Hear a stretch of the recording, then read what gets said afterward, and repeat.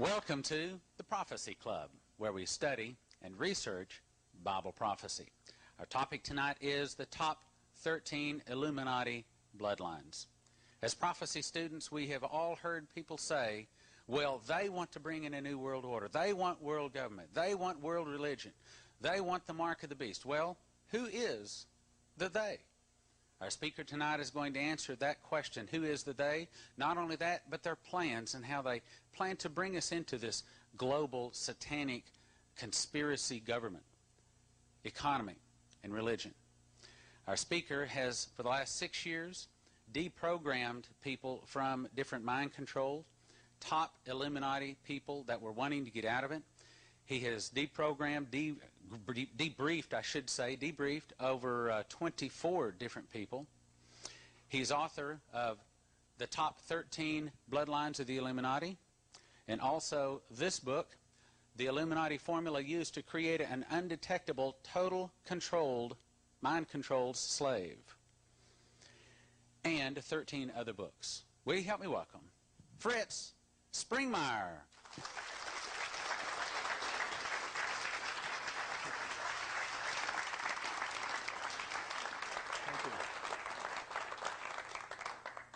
Before I get started with my talk, I have a few words to say. First, it's a great pleasure and a great privilege to be here with you. It's very important that you feel a part of what I've got to say tonight, because what I've got to say tonight is going to affect your life and your children's lives and the lives of future generations, if there are any. I'm not trying to frighten anyone, but I do need to tell us about the situation, the dangerous situation that we are in today. Ladies and gentlemen, like you were told, I have co-authored with Cisco Wheeler 2 books on the New World Order's mind control. And this small version here has a Japanese translation to it. Many of us Christians are not afraid to be thrown into prison because we realize that we are free in Christ no matter where we are, and they are the slaves, no matter where they are, because they're slaves to sin. However, with today's sophisticated mind control technology, they have the ability to strip us of our own thoughts. We can no longer depend upon having a situation where our mind and our thoughts are our own. Now, I didn't write this book for myself, but I wrote this book, which for short is Volume 2. I wrote this book for the church so that they could come to the fullness and measure and stature of Christ, and also for humanity.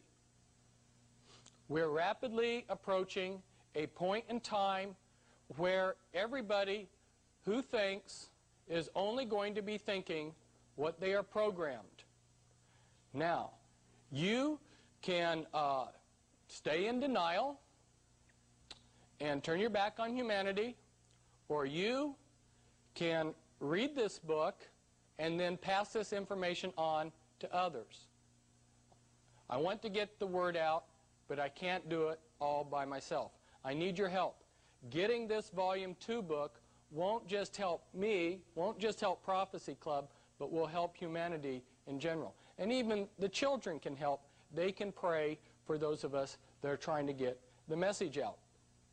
Now, I also need to warn you that this talk is not going to be politically correct. But as a Christian in a nation where it's politically correct for 330 congressmen to write 20,000 bad checks over a period of 3 years, and as a Christian in a nation where it's politically correct for groups like Planned Parenthood to sue a high school in Florida which is trying to teach abstinence in sex to its unmarried high schoolers, While on the other side of the nation, in L.A., you have a school district which is beginning to think that there might be some relationship between their free condom program and their sex education class and the high rate of teenage pregnancy. So they do the politically correct thing. They offer a class in creative masturbation. As a Christian in a nation like this, I enjoy being politically correct just a notch below AIDS.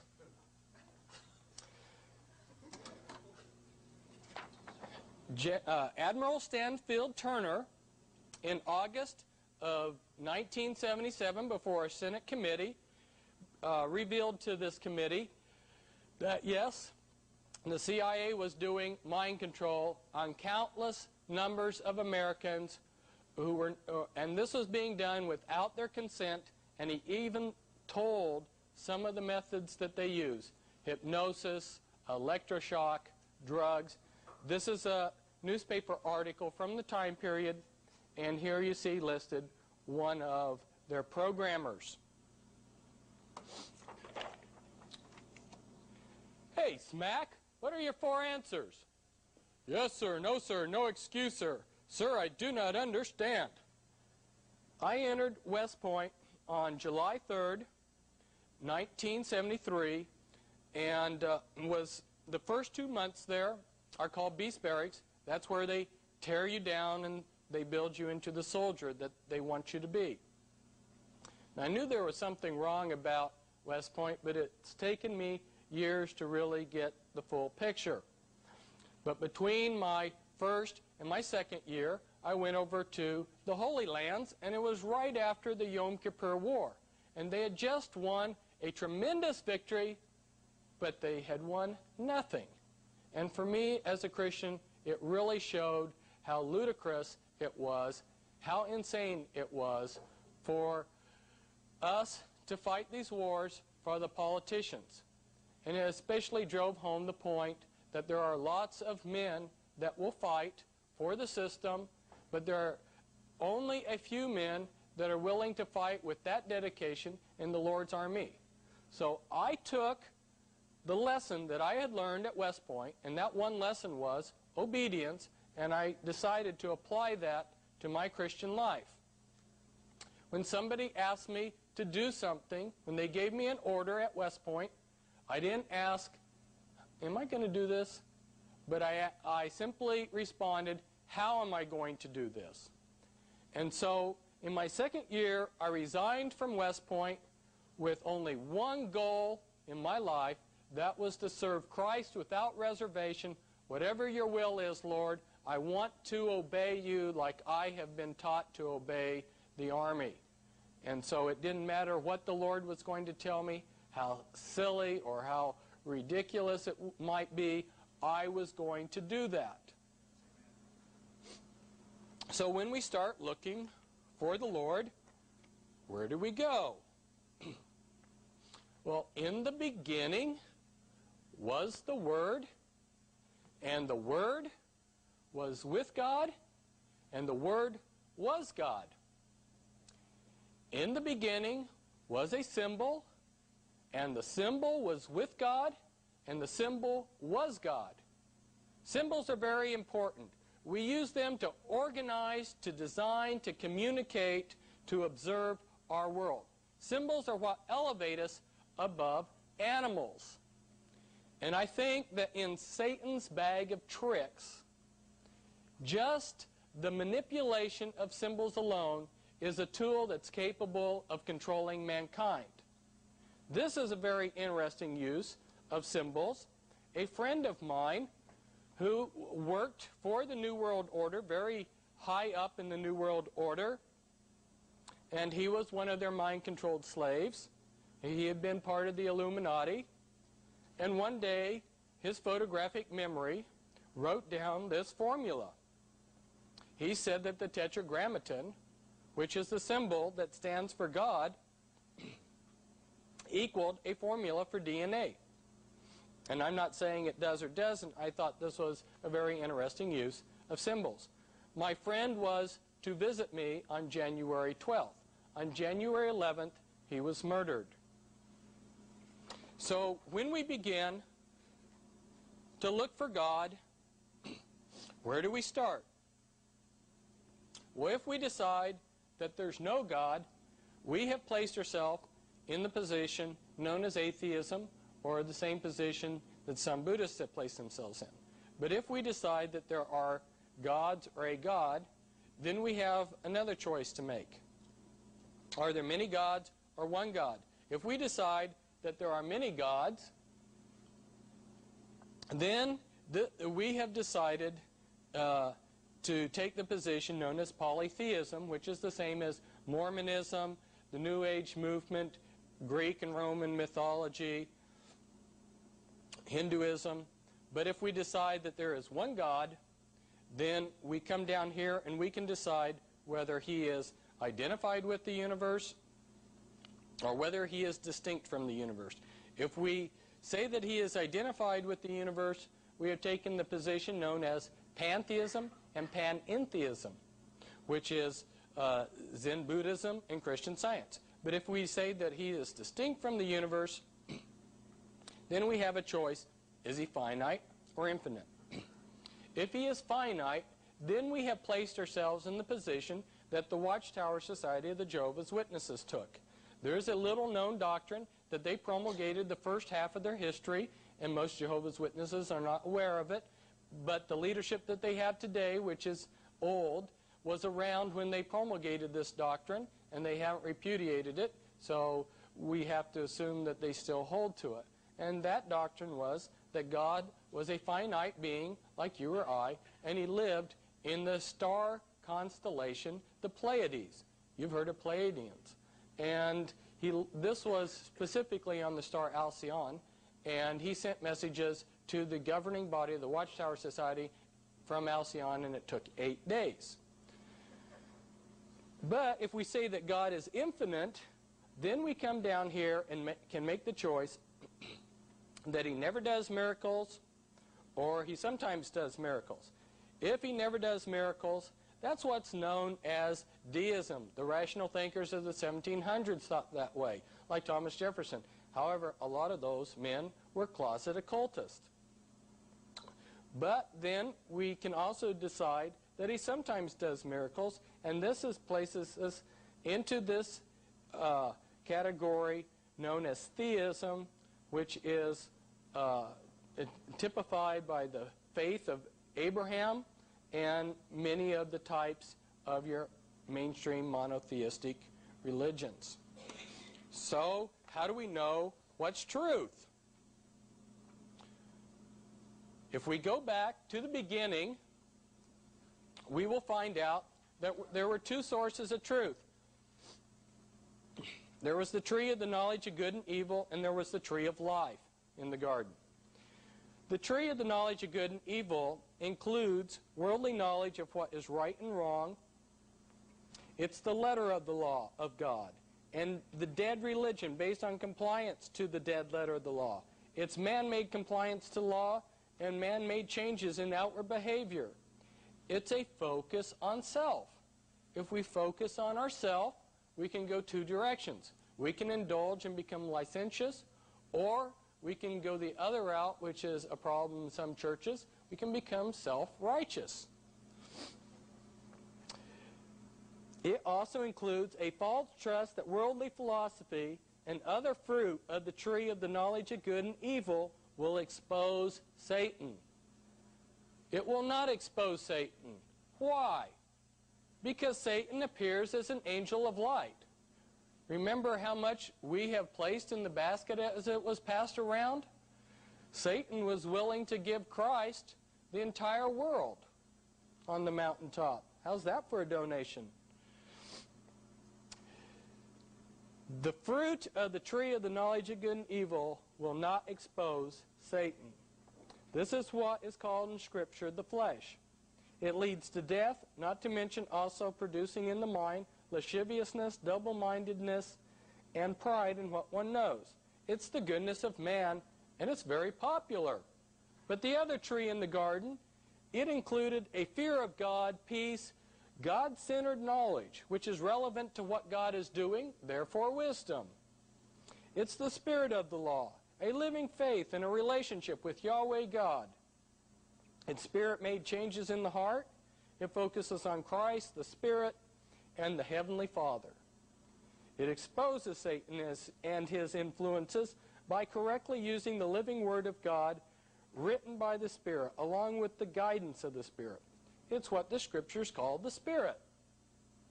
It leads to life, not to mention a renewed sound mind and humility to learn from others and from the Master Teacher. It's the goodness of God. And it's very unpopular because a natural man doesn't receive the things of God because they're foolishness to him. But there was a problem. Satan came into the garden and brought evil. And this has produced a logic problem. For here we have a God who's omniscient, all-knowing, and a God that's omnipotent, almighty, and yet we're told that he's wholly good, and yet something that this wholly good, all-knowing, all-powerful God, something that he has created, has evil in it. Now this problem has faced all of us on a subconscious or a conscious level.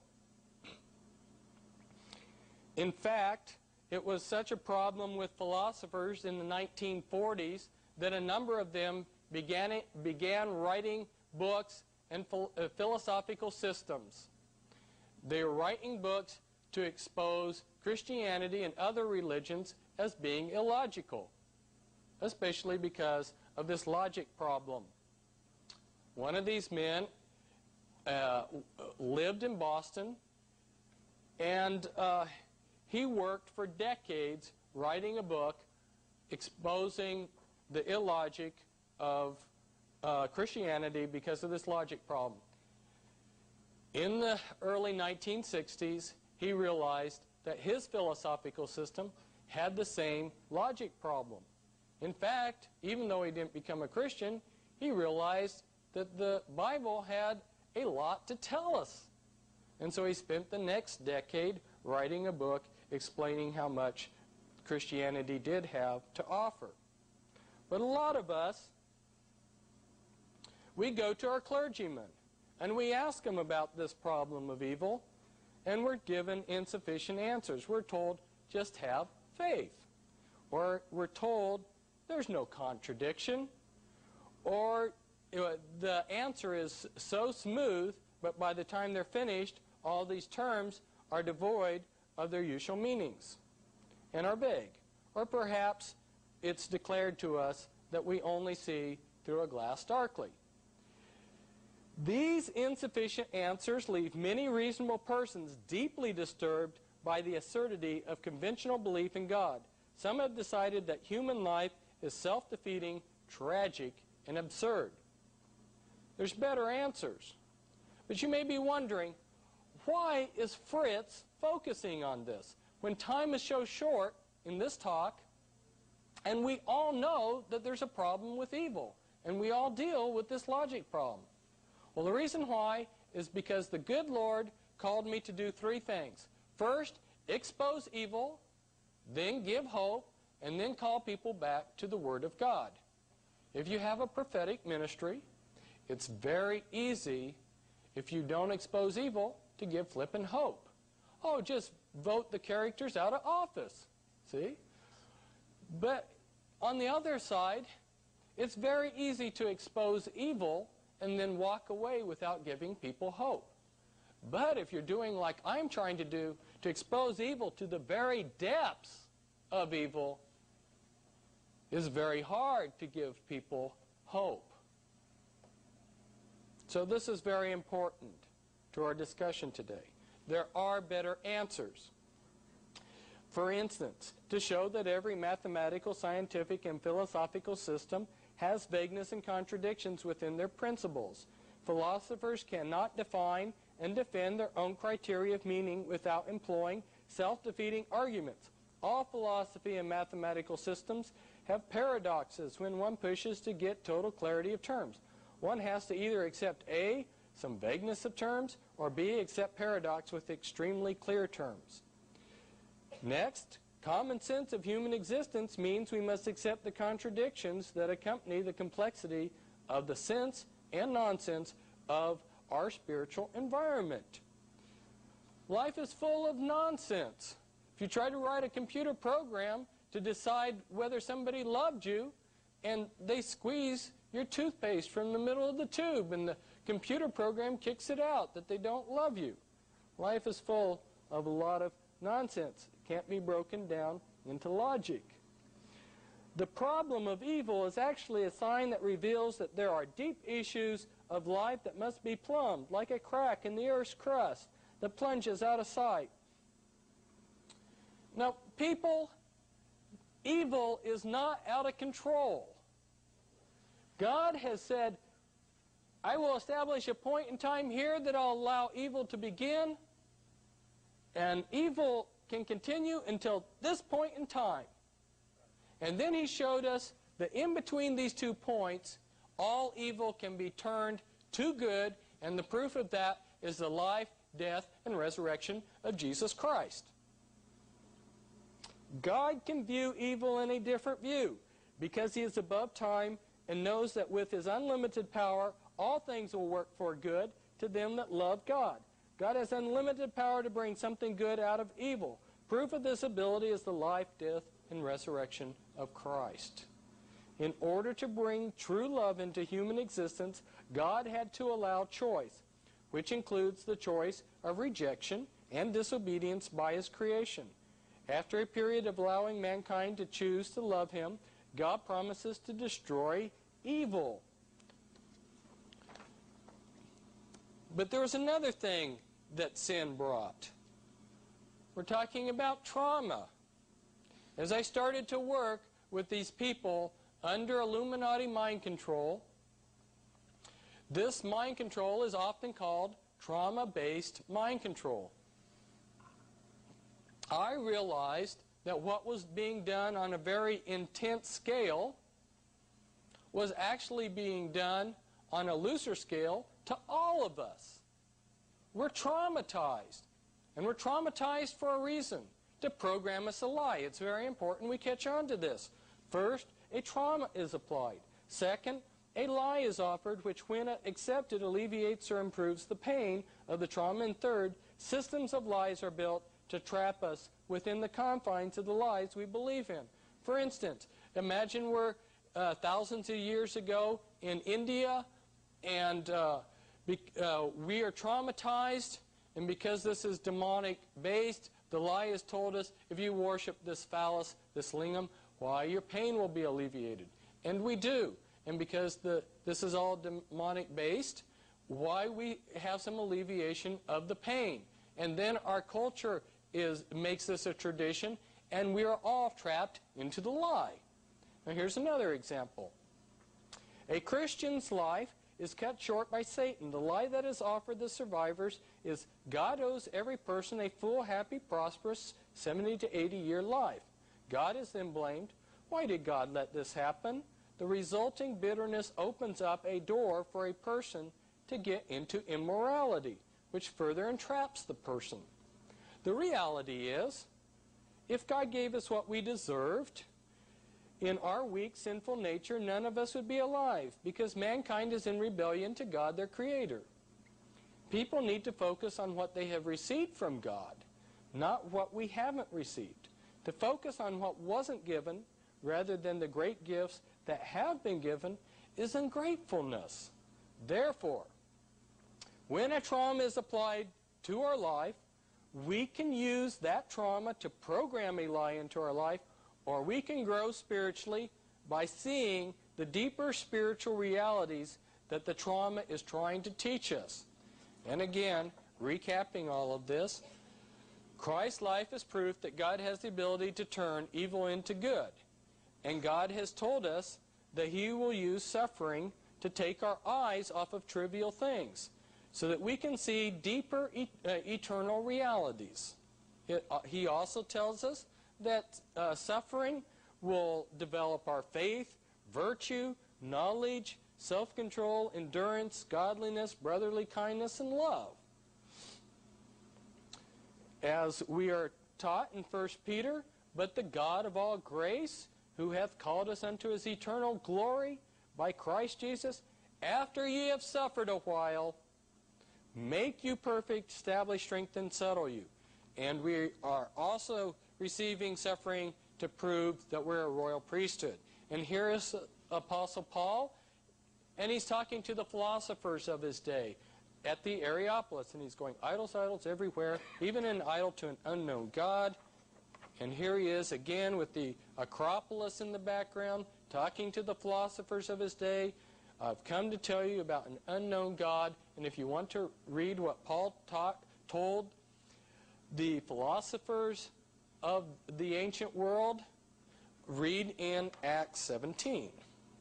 Now we talked about the Spirit of God leading us into all truth, the tree of life. And the Spirit revealed this to me, and then he confirmed that by giving the same revelation to other brothers, who then I subsequently met. This is how paradise runs, or how it's sustained. We're looking at the real before we look at the counterfeit. It's very interesting. The Spirit revealed that God's attributes themselves are what sustain paradise. And if we look at how we define God, or what God is, we find that those are the elements that make up the New Jerusalem. Now, the basic structure of paradise is a cube, and this has some inherent attributes to it. For instance, it's stable. On the bottom, we find true love. Now, I might interject here. I'm not teaching this as a new doctrine. I'm just presenting it to you so that to help you picture or understand how things work. On the top is God's order, authority and authority covering. And then we find on the rest of the cube justice, truth, equity, and life. And there are books that could be written about this revelation, but we are just briefly covering it. In contrast with this, this is the world system that Satan has set up. And it's a double pyramid structure. This was again given to me by revelation of God, and again it was confirmed by other brothers who received similar revelation. But what was very interesting was confirmation from an unexpected source. That was Norman Dodd. Norman Dodd was the chief investigator of the Reese Committee in 1953. Congress established the Reese Committee to investigate the un-American activities of the foundations. Norman Dodd had lived and worked around the movers and shakers of the world his entire life. He was a banker, amongst other things. And these movers and shakers, many of them Illuminati, they thought that Norman Dodd was one of them. So they freely talked to him. But at one point, after having rubbed shoulders with them for years, he realized how they were running the world. And he put together this model, and he showed it to Alexander Sachs, one of the most powerful men at that time in the nation. And Alexander Sachs said, I can't stay here in the room and listen to you explain this if you want to be alive. That's how right on it was. There are 6 elements to this world system. Order, represented by the state, wisdom, values, justice, the courts, truth, the church, wealth, the prices, and equity, the market. And I've added to what Norman Dodd had as just wealth, I've added health on there as a function of that. This is a double pyramid. It has some intrinsic things to it too. The base supports the top. And you have a mirror image on the bottom. You will also find that the cube shape is talked about in Scripture as being the structure of paradise. It's the shape that the New Jerusalem is in. It's the shape that the Holy of Holies is in. And we are also told in Matthew that we are the salt of the earth, and a salt crystal is the shape of a cube. Likewise, there's some scriptures that talk about this shape being a satanic shape. And interestingly, too, there are some scriptures that use the word stoicheia in them, approximately 6 of these, and Bible scholars have been scratching their heads wondering, what does stoicheia mean? If we go back to the classical Greek, we will see that they use the word to mean elements that make up something, that comprise something. I believe that when the Scriptures warn us not to be deceived by the elements of the world, that they're referring to these elements, even though they're not spelled out. And originally when I had put together this talk, I was going to go in and show how each of these different elements of the world system was controlled by the Illuminati. But this talk doesn't have that much time. So we are only going to briefly talk about some of these things. But I want you to be aware that there is information that will show how each of these elements are controlled. Now this next diagram is extremely important to our discussion today. And it will tie in with a lot of things that we say as we go through our discussion. This is the way Satan creates a Gnostic religion. There are 3 components to a Gnostic religion. I discovered this reading in an obscure Gnostic book in an obscure paragraph. And all of a sudden I realized they've just told me how they do it. Remember back in the Garden of Eden, Satan said, this knowledge will save you. That's saving knowledge. That's Gnosticism. Okay? So then the next step is they realized knowledge is power. And they realized that if you say, I have hidden knowledge, people have to come to you for that hidden knowledge. You create an instant power base. So the first element that Satan uses in setting up a Gnostic religion is hidden knowledge. Now the next thing is you can't give away all your hidden knowledge at once, or you've just given away your power base. So you have to dish it out in increments. If you're a Mason, you receive it incrementally as you go through an initiate degree system. If you're a Jehovah's Witness, you receive it incrementally by staying in touch with, and this is a direct quote, God's channel of communication.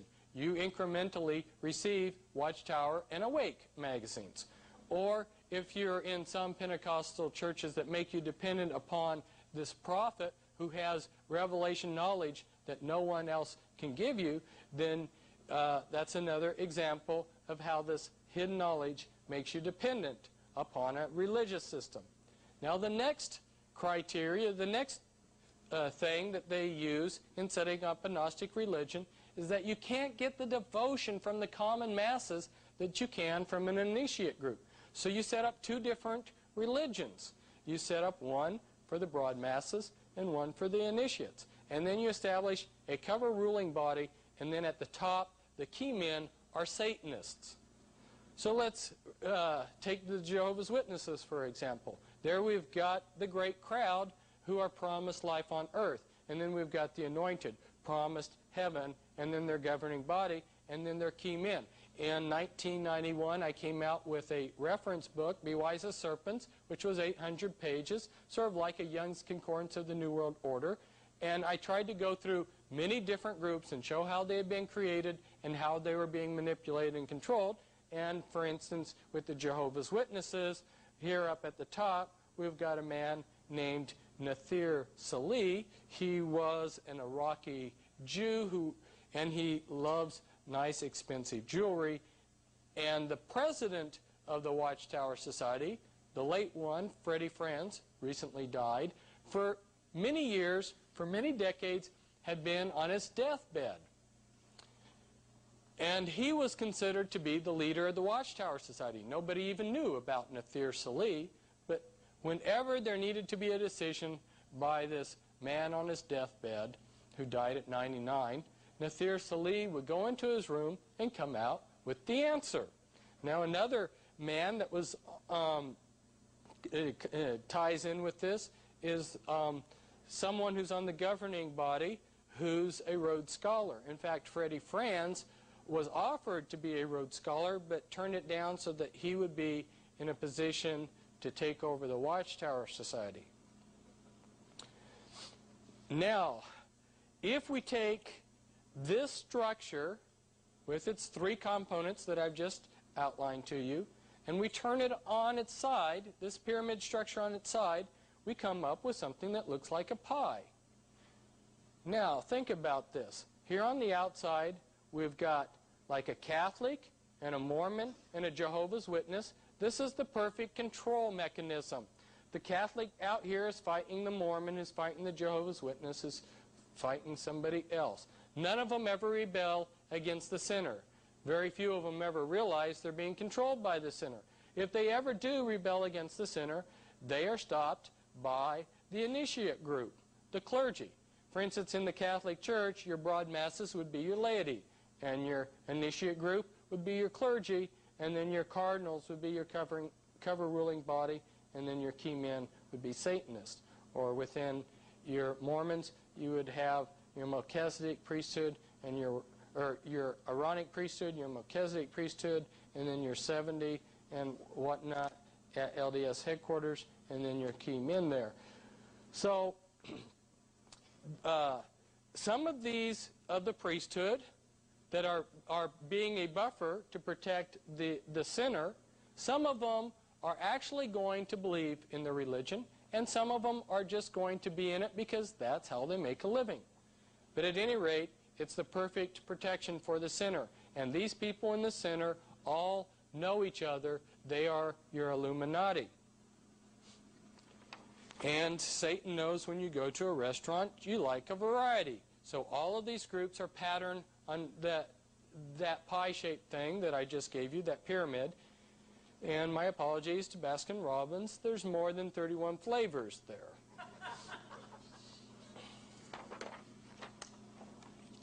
And this is just showing you, I want to briefly mention one other thing about this diagram here. These boundaries between the different pieces of pie are artificial boundaries. Satan can pull those out anytime he wants, and we see glimpses of that every now and then, like at the World Parliament of Religion, where Hindus and Buddhists and Indian shamans and Satanists and Chuck Colson, representing the Protestants, got together and prayed.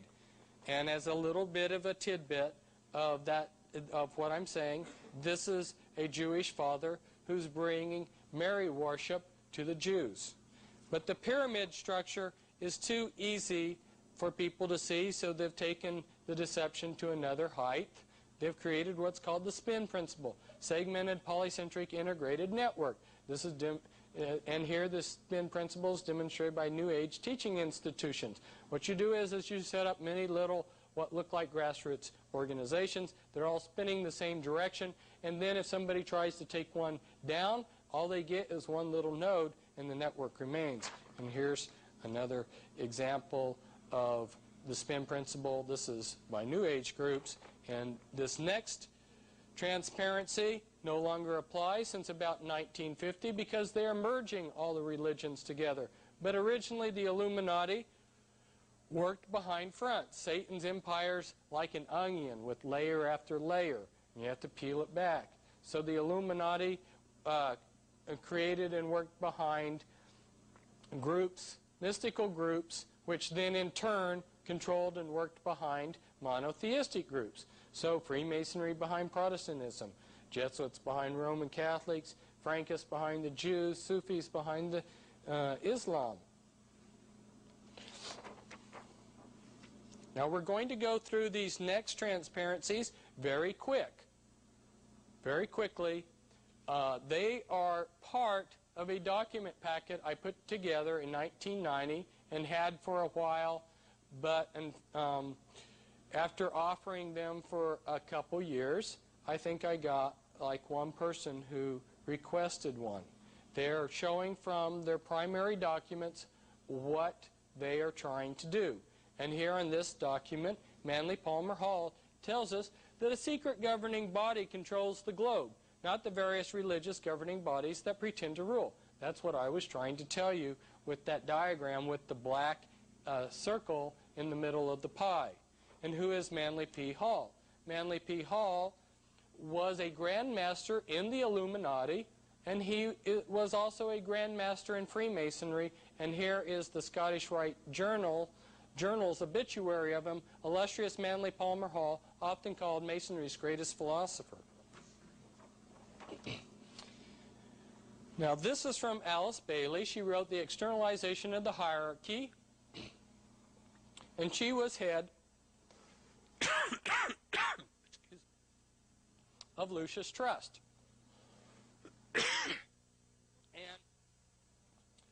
Lucius Trust, as so many of you already know, is a publishing company.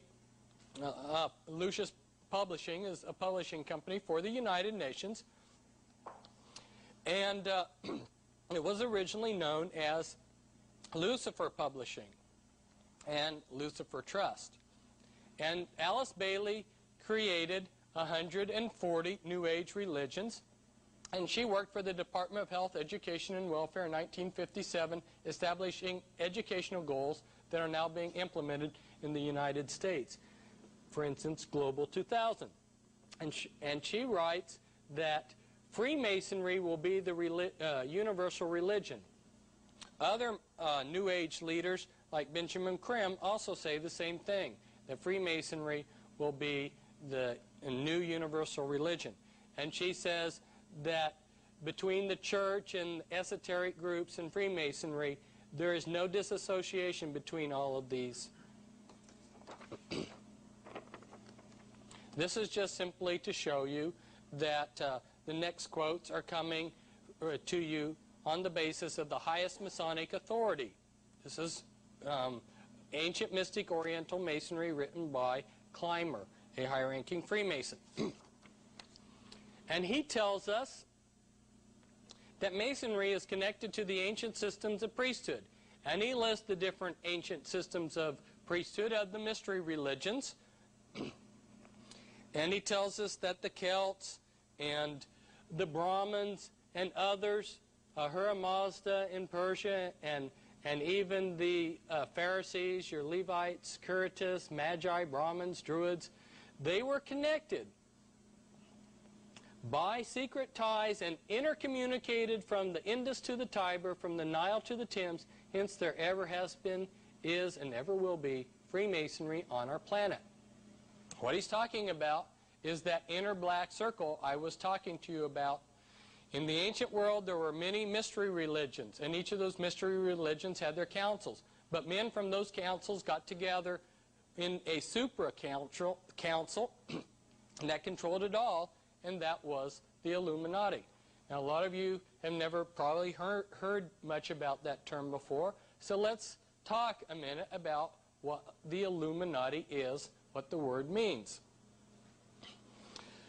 The mystery religions only went underground for a long period of time, but the priesthood always continued. You can't find any point in history where they were extinguished.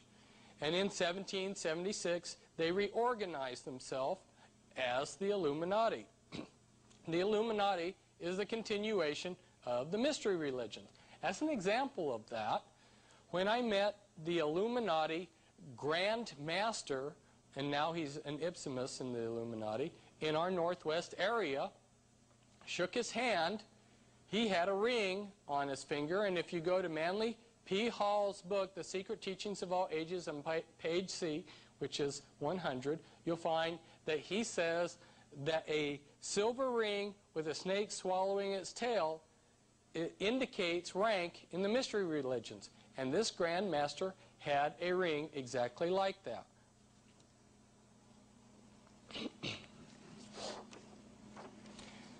And here is from Clymer's book again, and it says, so broad is the religion of Masonry, and so carefully all sectarian tenets excluded from the system, that the Christian, the Jew, and the Mohammedan, and all their numberless sects and divisions, may and do harmoniously combine in its moral and intellectual work with the Buddhist, the Parsi, the Confucian, and the worshiper of deity under every form.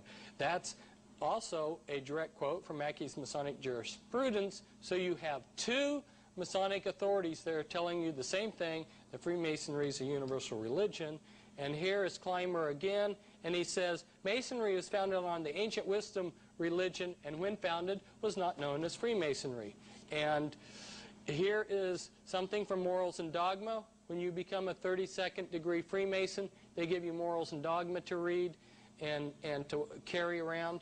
And, and if you read in there, you will find that Albert Pike, who was the head of all Freemasonry in his day and known as the Pope of Freemasonry, says, Masonry is identical with the ancient mysteries.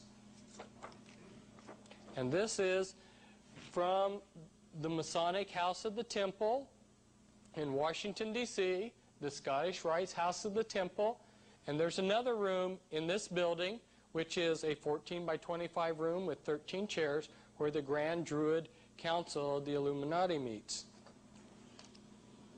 And here's from another Freemason, high-ranking, Foster Bailey, and he says, little as it may be realized by the unthinking Mason who is interested only in the outer aspects of the craftwork, the whole fabric of Masonry may be regarded as an externalization of that inner spiritual group whose members down the ages have been custodians of the plan, and as those to whom has been committed the working out of the will of God for the race of men.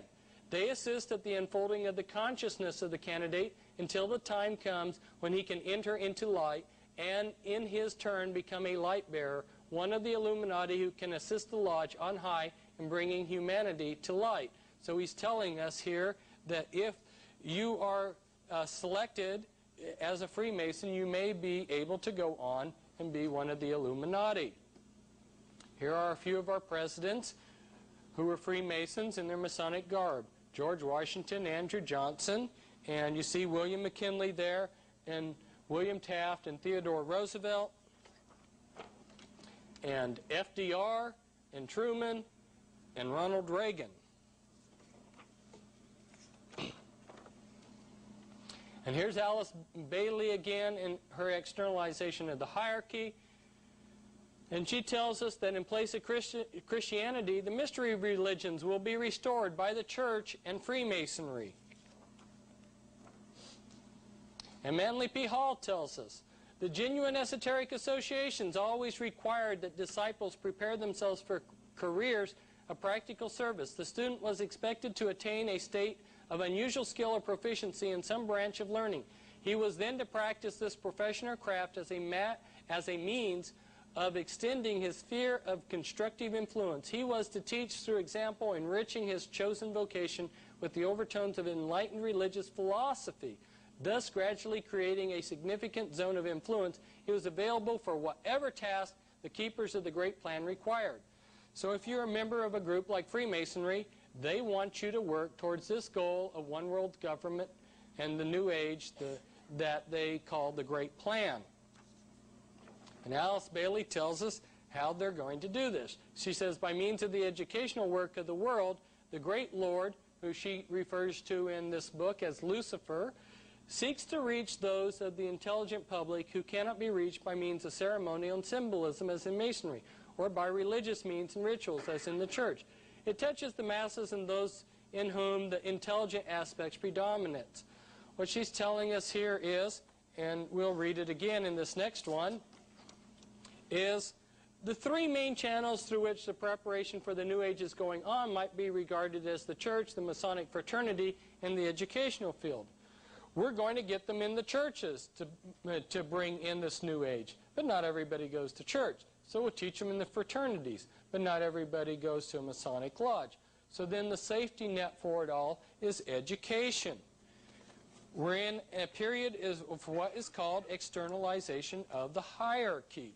They're taking what was done in secret 100 years ago, and they're externalizing what was done by the hierarchy in secret into society. So that's why when I go down the street and I get a meal at a fast food place, here is a wizard doing magic with Lilith, the owl, and throwing energy balls on my hamburger sack. And then I go down the street, and here's an identical looking wizard and fire and ice, which are important symbols in the occult. and then I go to the next fast food place, and this is their placemat, and it blows me away. How to hypnotize your parents. And then I go on to the library, and they're handing this out as you go through the door, Metaphysics for Our Age. And I look inside the library book, and they have the symbol for the Illuminati, a snake swallowing its tail, and it says Illumino. And then I find out that it's Freemasons running our libraries and our school system. And I go to the laundromat, and here's a lady who's channeling demons, and she's going to teach how to use your spiritual energy, and she's teaching this in the Portland Masonic Temple. And I come home and I think, well, it's safe to read the food section in the paper at least. And here's a witch teaching witchcraft in the food section. Now, I told you that they're going to use education to bring in the externalization of the hierarchy. My wife is taught in a public school, and this public school for the last 15 years has had nothing to do with Christmas. They have an occult ritual winter solstice program during that time period. And in 1991, this was the program that they gave the parents who came to a meeting like this to watch their children put on the play. And they celebrated the return of Lucifer. And inside, this is the program. And the children on stage, some of them had acceptable barcodes on their foreheads, and some of them had unacceptable barcodes on their foreheads. And by the way, I happened to send this one day to Tex Mars, and he put it on the front of his newsletter. Now, getting back to Alice Bailey, she says, the Masonic movement will meet the need of those who can and should wield power as the custodian of the law, as the home of the mysteries, and the seat of initiation. It holds in its symbolism the ritual of deity, and the way of salvation is pictorially preserved in its work. The methods of deity are demonstrated in its temples, and under the all-seeing eye, the work can go forward. It is a far more occult organization than can be realized, and is intended to be the training school for the coming advanced occultists. In its ceremonials lies hid the welding of the forces connected with the growth and life of the kingdoms of nature and the unfoldment of the divine aspects of man. If you're an Illuminati boy, the Illuminati wants you to go through Freemasonry to learn the outer symbols of the mystery religions. But the real hardcore rituals of the mystery religions are reserved for Illuminati rituals, or some of the higher rites of Freemasonry. This is a cover of one of the Scottish Rites magazines. The Supreme Council of 33rd Degree, their official magazine, has been known as the New Age magazine for 100 years. They've been promoting the New Age movement for a long time. In the 70s and 80s, Christians were still debating whether there was a New Age movement.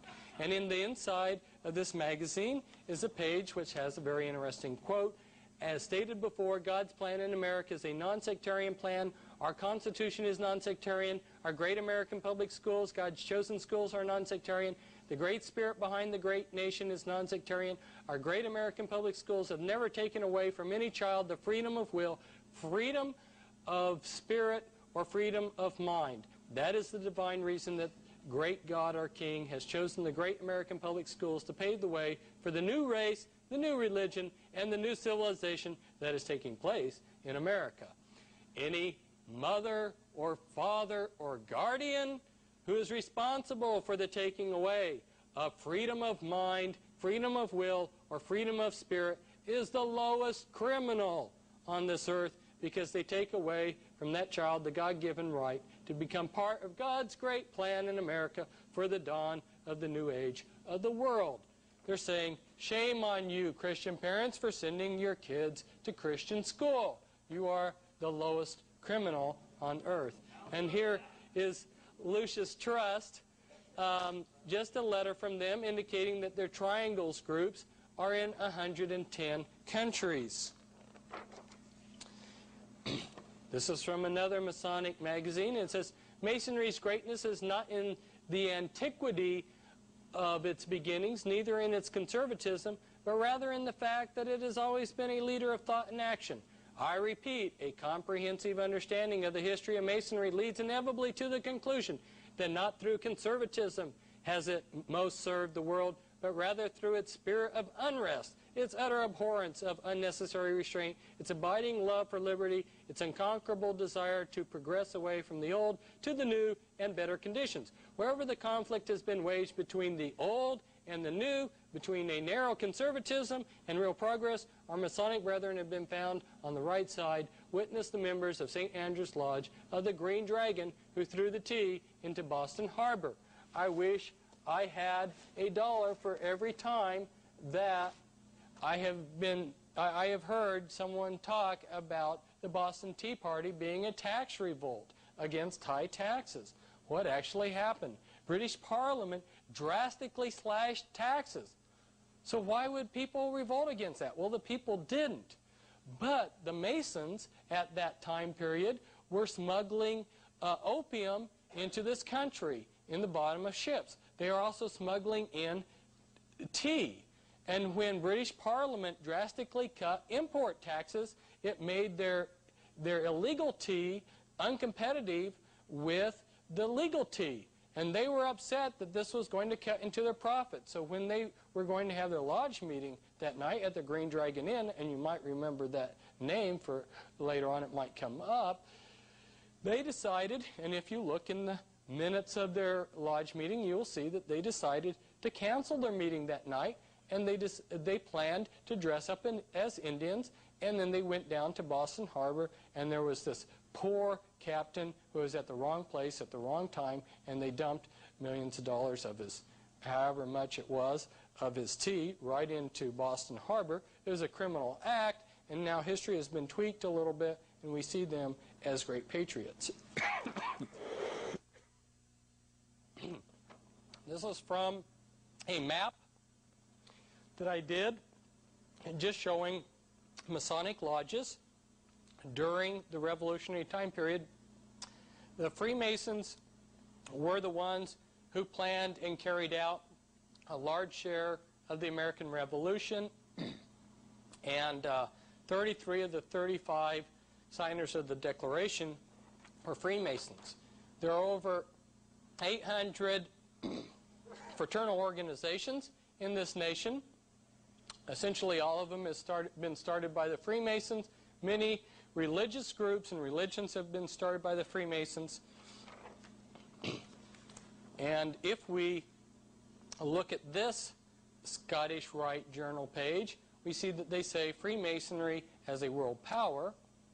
And they see this in 1921, when this was written, that there was a struggle between Freemasonry and the Catholic Church. This was one of those many controlled struggles that the Illuminati has given us. Well, it's no longer that situation anymore.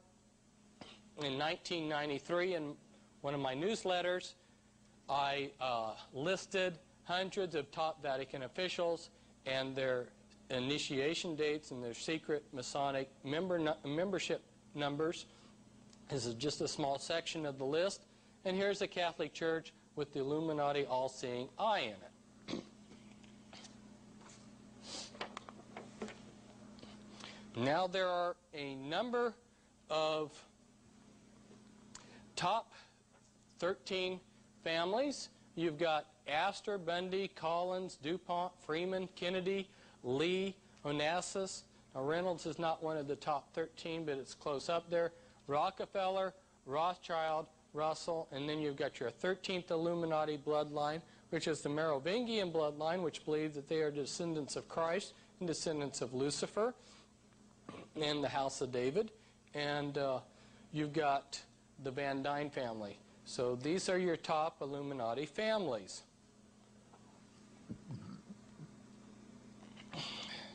Now, we're going to take a break from getting an overview of things, and we're going to focus in on just one little time point in history, the Civil War, and we're going to look at 3 men at that time period.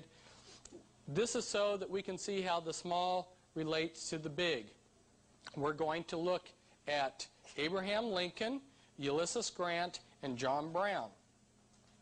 John Brown was an abolitionist who tried to arm the slaves, and by doing so provoked the South to want to have an armed rebellion.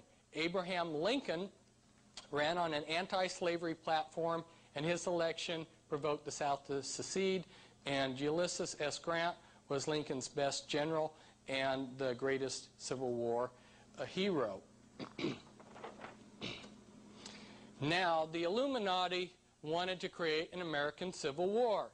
The United States was getting too big and too rich, so they wanted to divide and conquer. And they wanted to bring us into debt and create a national bank. And they were also looking forward to all the war profits that they were going to get running drugs and munitions and other things, but they needed people to implement their plan. And we're only going to look at 3 people, and of those we can only give, due to time, a fraction of what could be said. So let's look at the first person. Let's look at John Brown. John Brown was a Rosicrucian and a Mason, and so was his father.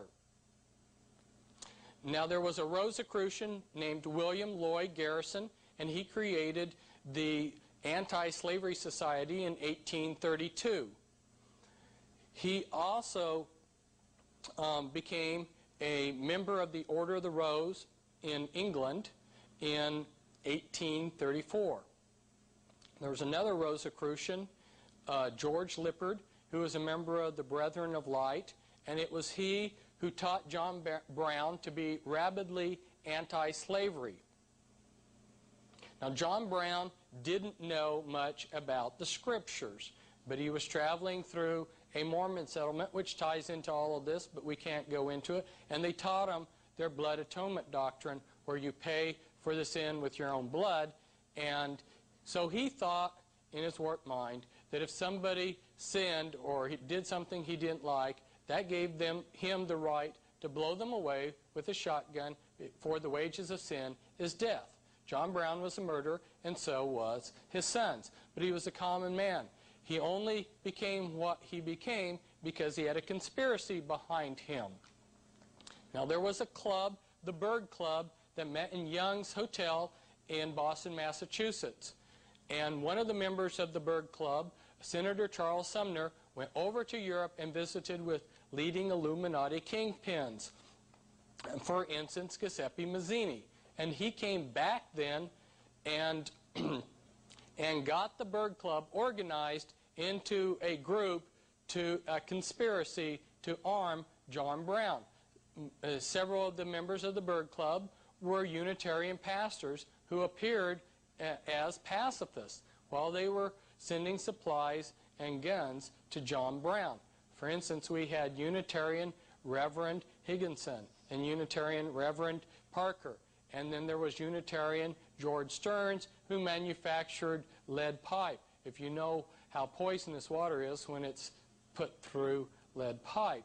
And then there was Garrett Smith, who was an Illuminati multimillionaire whose father was best associate with John Jacob Astor I, another Illuminati kingpin. And then they not only set up this secret group to help John Brown, but they pulled their establishment media in line, and so groups like, papers like the New York Times, who had Karl Marx as their correspondent, built John Brown up into a hero. And they sent over a professional revolutionist, a Jewish Freemason named Amschel Bondi, who helped John Brown in places like Bleeding, Kansas, and when he was done, then went over into other places in the world to help with other Masonic inspired revolutions. Now let's look at Ulysses Grant. Ulysses S. Grant was born and named Hiram Grant. He was named after the Masonic sun god Hiram Abiff, and his father was a master mason and a leader of a lodge. His father's name was Jesse Root Grant, where we heard the Root name. Remember Elijah Root and Colonel House? Jesse Root Grant worked for John Brown's father. And when he quit working for John Brown's father, he started working for E.A. Collins. Well, who are the Collins family? The Collins family is one of the top 13 Illuminati bloodlines. Remember the Pilgrims? The Pilgrims are one of the Puritan groups that came over to New England. When the Puritans came over, there were groups of witches that came over with them. Francis Collins, who came over with one of the early groups of Puritans, was a witch. These witches came over. Now remember, in New England, the state supported the churches. They taxed the people and then gave money to the churches. So it was advantageous to be an establishment, state-sponsored church. So the churches that the witches set up and belonged to, they called themselves the same names as the Puritan churches, which was Congregational and Presbyterian.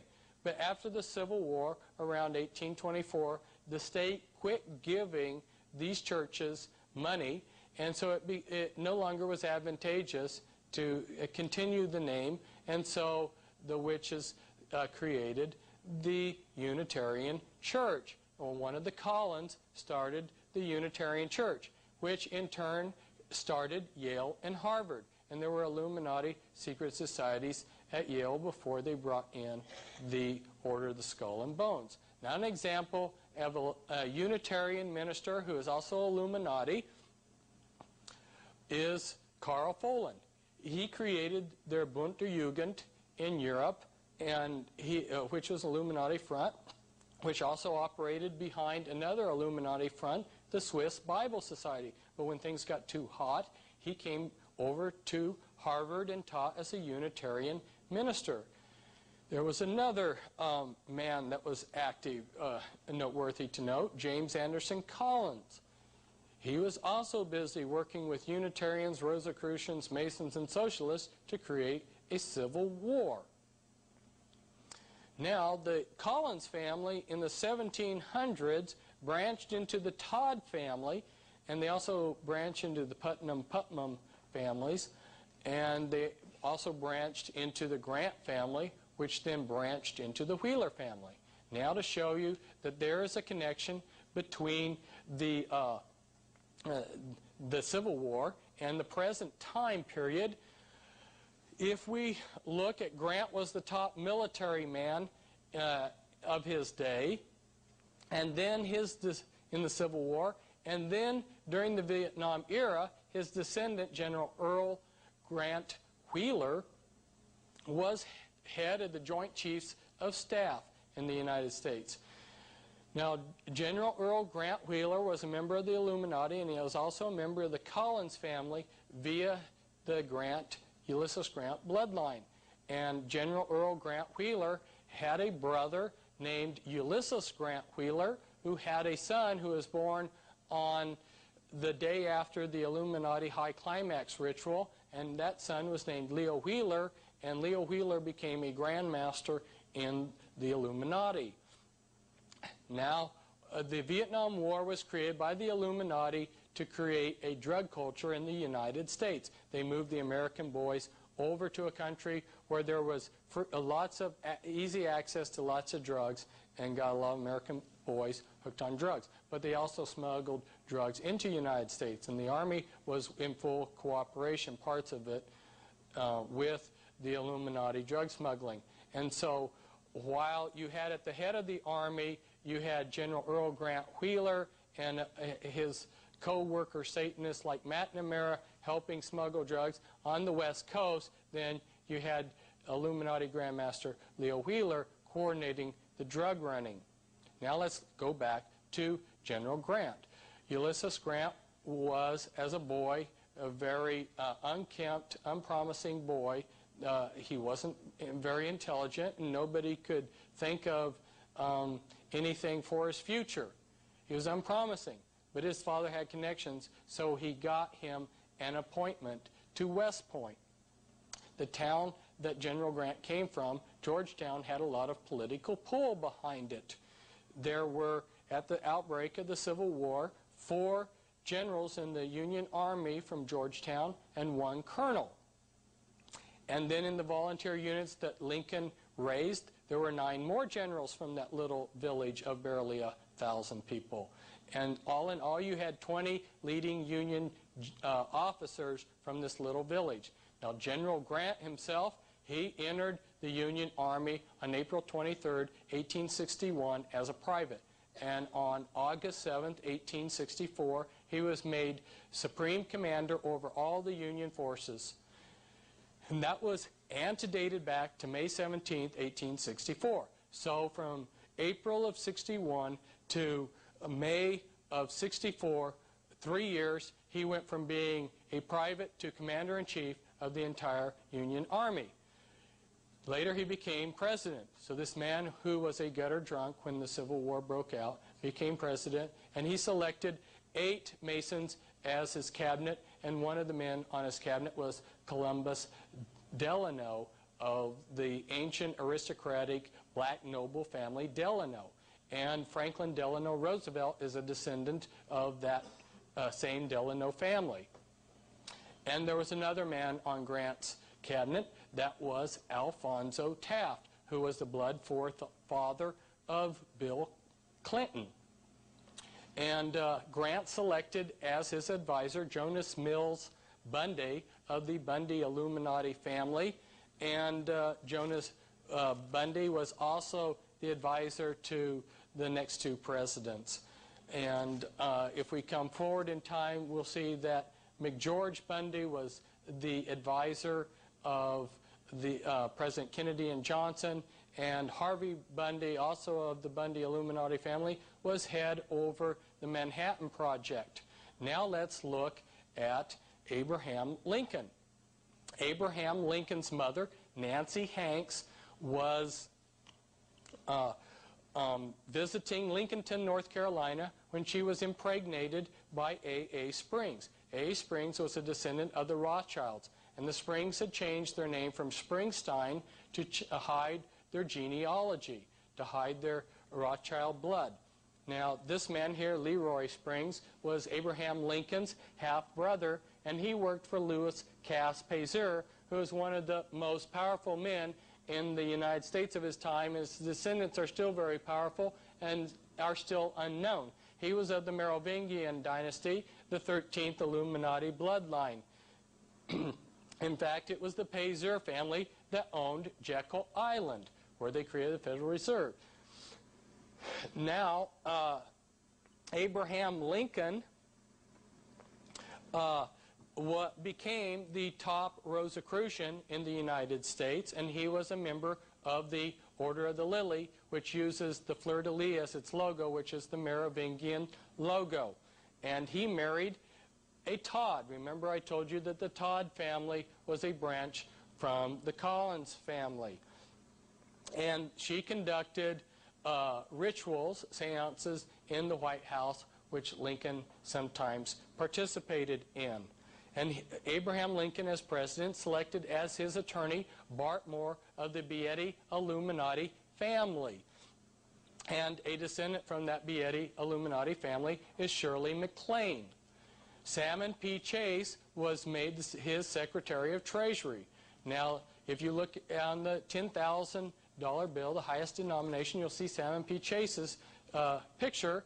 And Chase Manhattan, of which the Rockefellers are associated with, was named after Salmon P. Chase. Salmon P. Chase, while he was a secretary for Lincoln, introduced a national bank and graduated income tax for us, which is what Karl Marx had been advocating in his writing.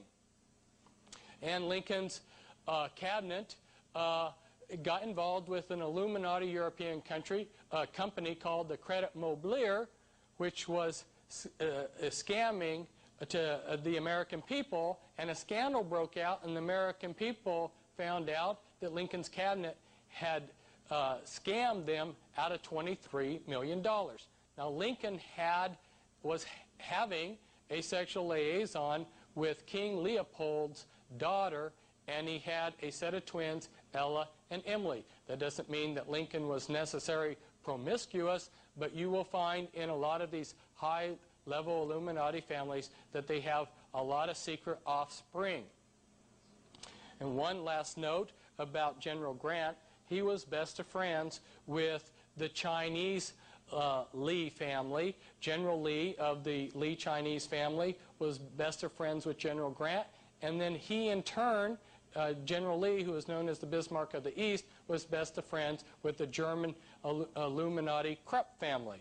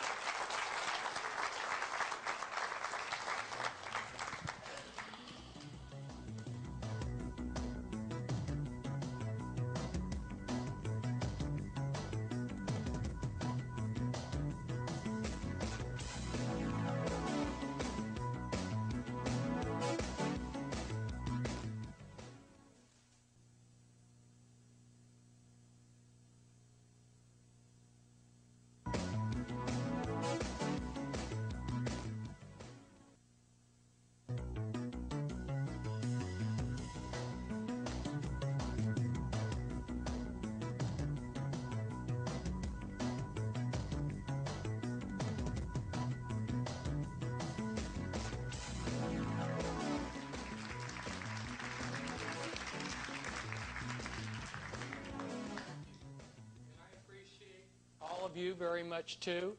It's very encouraging to me to see so many Americans coming out who love their country and love the truth. We have a lot of good information, and this next part of the talk is going to be some of the most difficult information.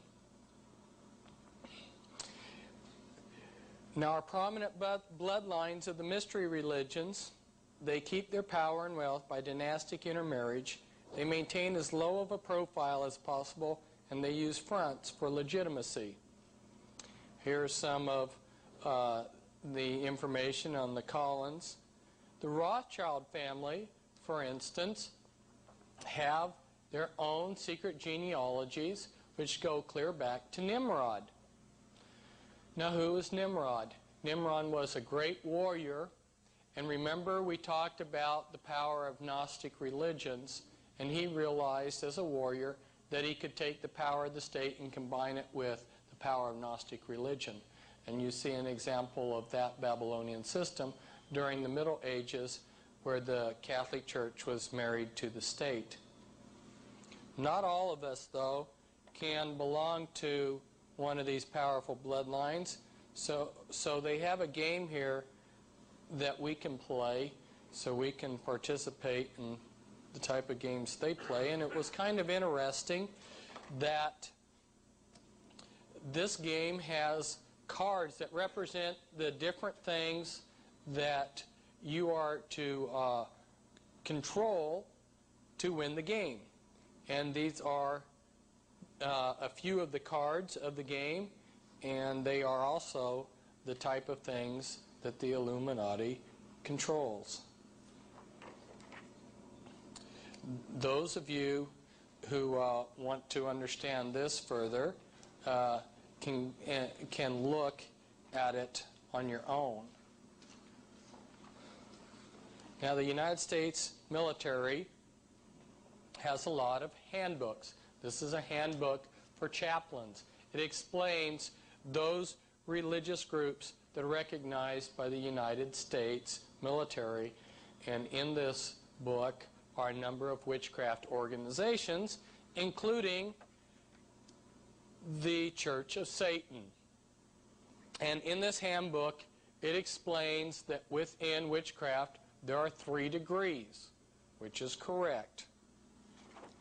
If we look at this diagram, we'll see the basic structure of the secret Illuminati. Back in 1776, they structured the Illuminati with 13 positions. But around the time of the American Civil War, they restructured it somewhat so that what they created was this first level, your anarchy level here, and then a hierarchy level, and then your special committees and councils. This is very similar to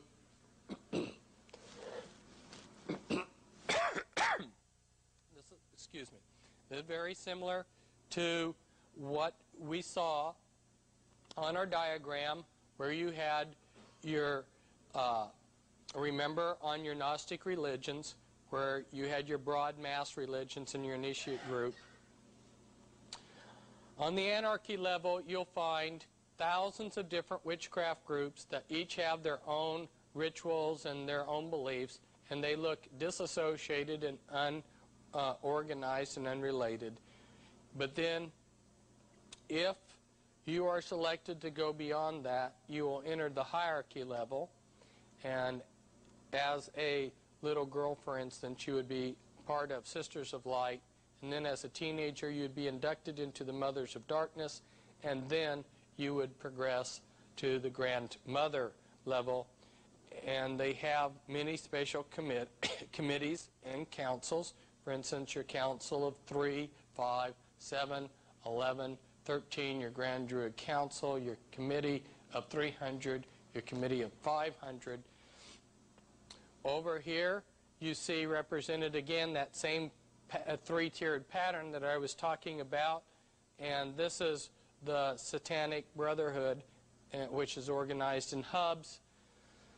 The Satanic Brotherhood and Illuminati are like this. They're essentially one organization, except the Illuminati is technically Gnostic dualism.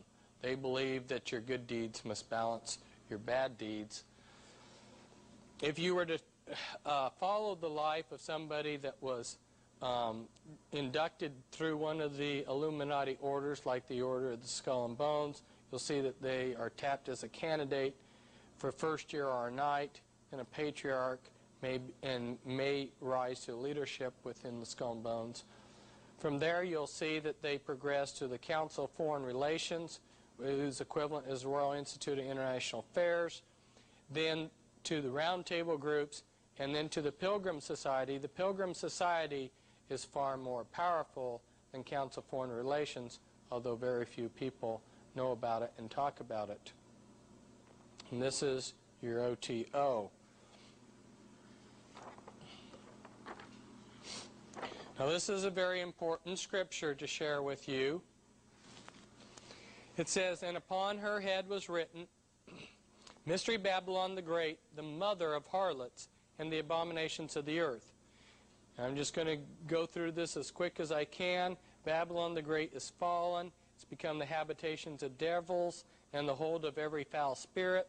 All nations have drunk of the wine of the wrath of her fornication. It goes on to talk about her slaves and how she sells the souls of men.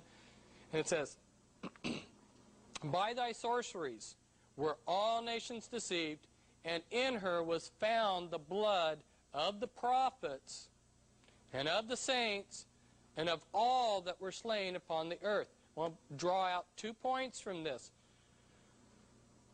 Now, the popular Protestant interpretation of this set of scriptures is that this is referring to the Catholic Church. Ladies and gentlemen, the Catholic Church wasn't even in existence when most of the prophets, the biblical prophets, were slain. This is referring to Babylon the Great, Babylon the mystery religions, which is today the Illuminati. And I also point out to you that there it says, all that were slain upon the earth. So God is a greater conspiratorialist than I am. He's laying at the feet of this one organization, the mystery religions, all the blood of all of these innocent people down through the years.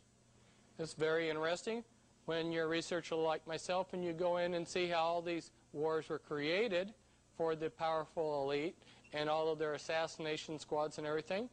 I have a better understanding for why God said all that were slain upon the earth are the fault of this mother of harlots. So the Catholic Church is a daughter of the harlot. We're not talking about a Jewish conspiracy. We're not talking about a Catholic conspiracy. We're talking about a conspiracy that involves all the nations of the earth.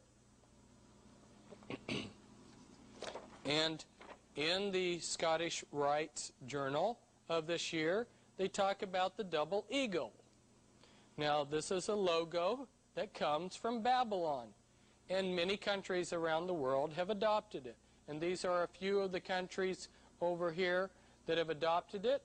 You've got Israel and Mexico and France and Germany and Turkey and Bolivia and Chile and Honduras and Italy, and another country that has adopted it that's not given there is Canada.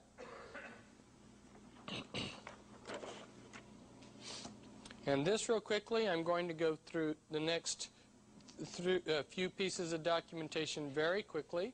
Try to hold it here for just a few seconds so that they can zero in on it. But it's telling us, comes from the Talmud, that the Talmud comes from Babylon. And this, from the Jewish Encyclopedia, is telling us how the Pharisees learned their beliefs from Babylon. What happened is that during the captivity, the mystery religions created a branch of themselves, the Pharisees. And in this next item, which comes from the Jewish Encyclopedia, it teaches us that the Pharisees, which was a branch of the mystery religions, then took over the life of the Jewish people, and it says Phariseeism shaped the character of Judaism and the life and thought of the Jew for all the future. They're known as rabbis. And this piece of documentation is just telling us that the Talmud ranks above the Torah. What's the Torah? First few books of the Bible, and this is very similar to what's happened in the Catholic system, where the Pope's traditions have become more important than the Bible itself. And this article was written to be sent out around the world. It was the Jewish Post International Edition. And this is an article by a rabbi, and I won't read it due to time, but he says that if you were born Jewish, you are divine. And this is from another recent Jewish magazine. It's advertising amulets of protection for one's home or office. Now, back in Frankfurt, Germany, there was a family named Bauer, and they had this hexagram amulet on a red sign to protect their house, and they were named after this sign. In German, this red sign, Rothschild, was given to the family, and that's how the Rothschilds were named. When I went in and looked at what was going on, I found that surprisingly there was just as strong a Scottish contingency in the Illuminati as your Jewish contingency, and I don't have time to go through all the names here on this clan map of Scotland, but you'll see the Kennedys, which is a top 13 Illuminati bloodline. You'll find the Stewards, who are good friends with the Rockefellers. You'll find the Morgans up here, for instance. Who hasn't heard of Morgan Guarantee? And here are the Sinclairs. They were given a hereditary leadership of Freemasonry and are members of the top 13, the top 13th Illuminati bloodline, the Merovingian Holy Bloodline. Throughout the world, Satan's empire is built on Gnostic knowledge. Okay? Gnostic knowledge, this hidden knowledge. There are three words: occult, arcane, and esoteric. All three mean hidden. That is the type of knowledge that these groups claim to have, because it gives them an instant power base. And this is the key to seeing Satan's worship around the world. These are 5 interlocked concepts. This is the key, and I won't go into it in detail, but now you know that there is a key to unlock to see that hidden underneath all these different religious worships around the world is satanic worship. This is the caduceus. The Illuminati are Gnostics that have a dualistic belief of balancing their good deeds with their bad deeds. That's why some of the greatest philanthropists are also some of the biggest Illuminati Satanists. A lot of their good deeds, though, are self-serving. And the caduceus is found in China, India, and other places in the world. A lot of people don't believe that there's such a thing as satanic ritual abuse. So I got this. This was in a museum. And as is typical of Illuminati oaths, they sign them in blood. And this is an oath to Satan to give you my body and soul in my life. And this was an extremely secret Illuminati castle until I began this circuit. This is the gate, the entrance to a lane that leads to the castle. This castle is near the town of Muno, and it's near the French border. It's in Belgium. And the town of Muno is rather strange in itself because the village is connected to the people that run this castle. This castle is used for high-level Mother of Darkness rituals. And when you go down the lane and you go through these huge big doors, and we're not going to describe it all in detail, but anyway, you come to a cathedral, you know, a church within this castle, and in the ceiling is 1,000 points of light. Now you know what George Bush and some of these others are referring to cryptically when they say 1,000 points of light. And down in the secret basement of this castle, hidden down there on a daily basis, they take a pregnant woman and they sacrifice her, and they take the baby and they sacrifice it and drain the innocent blood from the baby and use that as ink to write in this great white book the deeds that were accomplished that day and bringing in Satan's reign of the Antichrist. Now you'll notice perhaps that right here, the Abbey du Orval, that is a very significant abbey for the Merovingian dynasty, and it's only about 4 or 5 miles from the castle. And it was in this area that King Dagobert of the Merovingians was assassinated. We'll see a skull later. The Illuminati adepts they do path working of the Kabbalah. They also go through different occult sciences. Last one being vampirism, which is called the Holy Grail, and this is why you will see these top Illuminati men addicted to blood. When someone is being sacrificed, ladies and gentlemen, which is a very horrible thing, the person is terrified and adrenaline is pumped into their body. When you drink that blood, you get the high, the adrenaline high that person was in. And you, after a while, become addicted to that adrenaline high. There's also a very top secret. This substance, it's called adrenochrome, and just the very existence of it's been kept very secret by these people. If you time things just perfectly right, as the person is being sacrificed, you can stick a needle here at the base of the skull, and if you know what you're doing and the timing is correct, you can extract adrenochrome, which is a very valuable drug, natural drug, on the Illuminati's black market. This is why you will see that, well, backtracking just a little bit, the establishment news media said that the reason why Al Gore carried blood in a suitcase was that he was a hemophiliac. But the truth of the matter is that he's become addicted to blood. And now we're going to discuss very briefly with you. I can get my pen to point. We're going to discuss very briefly with you the basic policy process within the United States. Of course, as you can see, it's not what the people think it is. We're going to go through this very quickly. This is worthy of maybe a few books.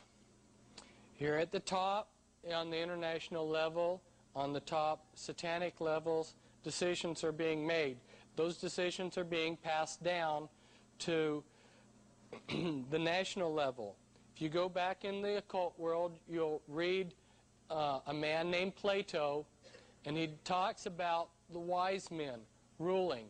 That occult concept was passed on down, and you'll read in Francis Bacon's book, The New Atlantis, which originally had a title with the word of Rosicrucian, that they wanted to create a group of wise men to rule in the New World, and that concept has indeed been implemented. That study group or wise men group is called Majesty 12, and it's been given a lot of code names. They just sometimes just seem to happen to meet each other. And originally it was set up 6 men from the executive committee of the Jason Society, 6 men of the executive committee of the Jason group, and 6 men of other key positions along with a chairman.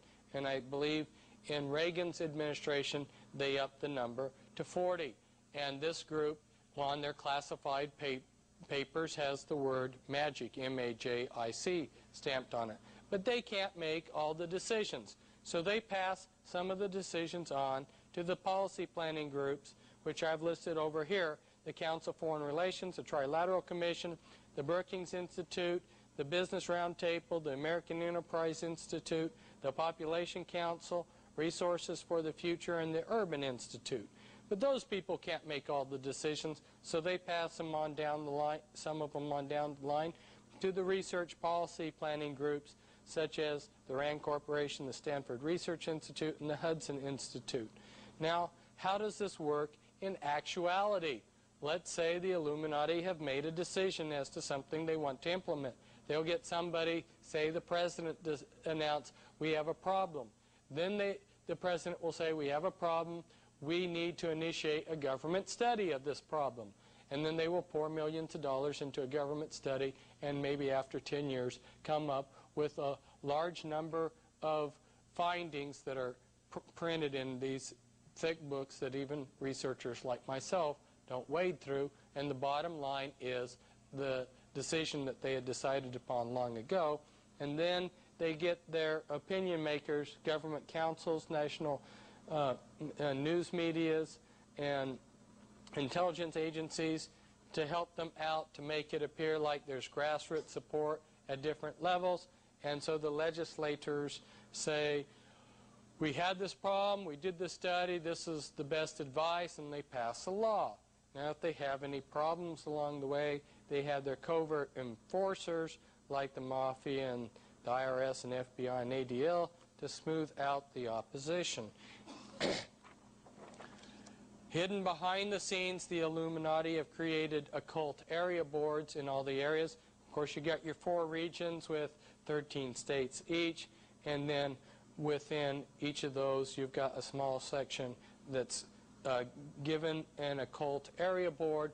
All your different groups working within a given area, if they're working, collaborating with the Illuminati, will send participants or representatives. So as an example of how this works, your own cult in Japan, the Illuminati area board over there decided, let's build up the own cult.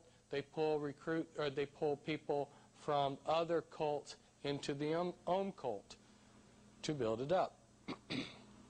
Then when they wanted to make regional government for the United States, what pattern did they follow? Their area boards. Is a twilight world of the interconnections between organized crime and the Illuminati. As you'll notice, some of the Mishbuka and the Triad and the Mafia and the P2 Freemason families are tied in blood-wise, family-wise with the Illuminati. But the whole thing is one slimy mess that interconnects. And this one I won't show, but it's just on the Illuminati control of healthcare. We don't have time to go into that. I'll let you glance at this next one here for a minute. I knew I was going to be coming to the Midwest, and I knew that there were a lot of good farm people. And I have a monograph that explains this particular transparency in case you want more information. And you can get this through Prophecy Club.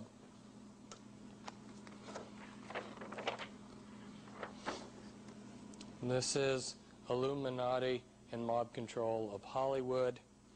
And of course, you'll notice that very important part of that was Music Corporation of America, who got sweetheart deals from these groups here.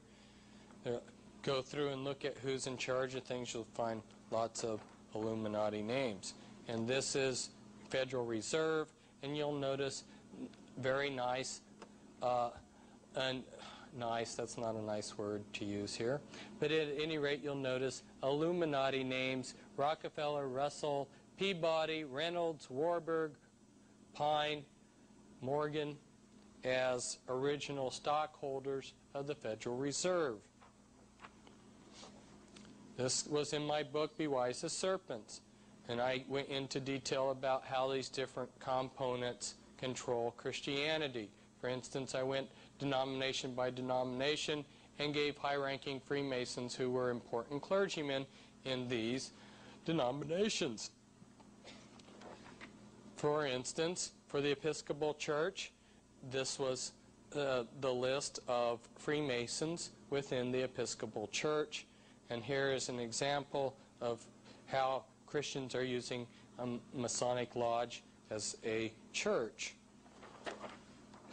Joseph Smith Jr. created Mormonism. Here are some of his magic amulets that he used. Here's his serpent staff that he used. Here's his ritual anathema that he used. Joseph Smith Jr. came from an important occult bloodline. All of the leaders of the RLDS Church and the LDS Church have been members of the same bloodline. They go back to the tribe of Dan and the Merovingians, and I believe that Gordon B. Hinckley, who is now leader of the LDS Church, goes back to the Merovingians via Nathaniel Hinckley, who's tied back into the Plantagenet family. And here's some more. This is a green seer stone of Joseph Smith Jr. and some of his magic parchment. And his successor of the main group, Brigham Young, here is his Masonic pin, and that's Dagwood's skull, and that was one of the leaders of the Merovingian Priory of Zion. Now, the man who started the Jehovah's Witnesses, Charles Taze Russell, was a Knights Templar Freemason, and as you can read here, Charles Taze Russell, ritually murdered by the Illuminati on Halloween, has his ashes protected below a pink granite pyramid made from the sacred Enchanted Rock Mountain at a sacred site 18 miles north of Fredericksburg, Texas. The pyramid is in a cemetery in what was Allegheny, Pennsylvania, now Pittsburgh, Pennsylvania. Real quickly, here are some actual members of the Illuminati from these various bloodlines. John Jacob Astor, for instance, within a matter of a few years, had a monopoly on the entire fur trade, and if you stop to think about it, the fur trade had been going on for centuries before he arrived. And here's some Illuminati from the DuPont family. The DuPonts are key people in the military-industrial complex. Every day, each one of us cannot escape using something made from chemical products that the DuPonts are involved with. They also have been major manufacturers of American gunpowder for our different wars. And this is the Freeman Illuminati family. Gaylord Freeman in charge of the Priory of Zion for a while, and he was advisor to 2 presidents. So was Roger A. Freeman, and here's one of the Freeman in the Skull and Bones.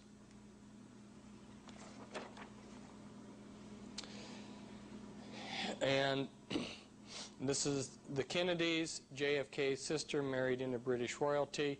Joseph Kennedy once remarked on one of the marriages that didn't go through, if my daughter had married, my son-in-law would have been the head of all Freemasons.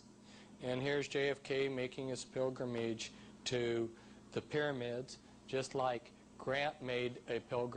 Ulysses Grant made a pilgrimage to the pyramids, and so did Charles Taze Russell and many of the others. This is what we're going to discuss about in depth. This woman here, Marilyn Monroe, was the first presidential sex model slave that they allowed the public to see. I believe in these pictures here we're watching her switch personalities.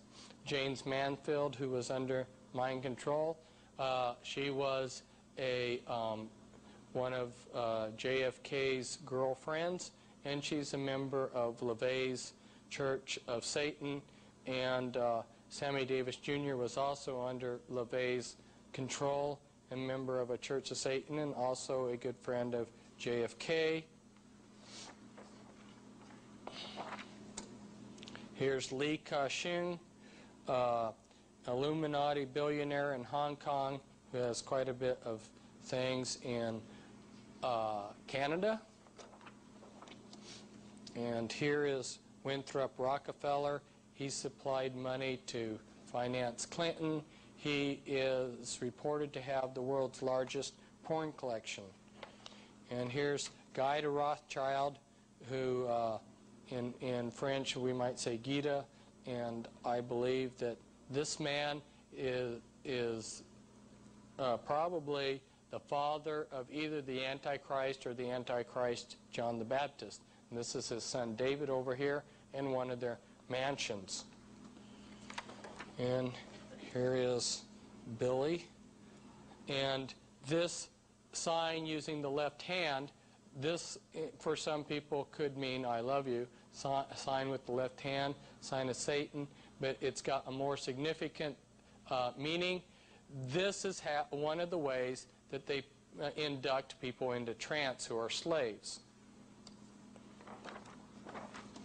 And then here, Adolf Hitler and his grandmother. His grandmother was impregnated by the Rothschilds in Vienna, and then Hitler's father was paid money to change his name from Schicklgruber to Hitler. Now we're going to talk about the mind control. And you will notice that I saved this for last. I realized that even if I spent all 3 hours on this topic, I could barely scratch the surface.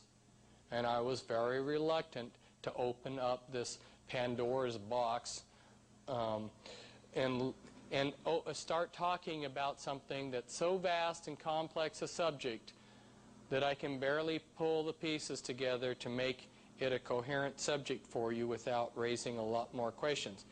But recently there's been a number of books come out on the mind control, but most of them are very superficial. You'll really want to get this to understand it better. Someone who got this said, Fritz, after I got this, I was so excited about the subject, and I got a whole bunch of other books on the subject, and they all turned out to be vague. And I said, yes, I know that's the case. Another illustration about this book is somebody who came in off the streets, who knew nothing about anything and was a teenager, picked this up and couldn't put it down. And 20 pages later had to be torn from it. Now, you may be wondering, how do they do this mind control? Well, the book will explain it. That's why I wrote the book. I can't go into the details of how they do this mind control. But I can say simply that it is a very sophisticated combination of every mind control technique that has ever been thought up. Okay? Now, if you talk or listen to someone in the CIA, sometimes you will hear them say, well, we tried behavioral modification, but it only works in such a percentage of the cases. And we tried this method of mind control, but it only works in a small percentage of the cases. And we tried this, and they make it appear like they've discarded all of these. The truth is if you take this method of mind control, which only works, let's say, in 70% of the cases, and match it to this type of mind control, which only works in 70% of the cases, and match it to this, and make a group package, by the time you've gone through all these many different types of mind control, you create something that totally locks the person into your control. This is my co-author. Now, when they begin with a child, they start traumatizing it.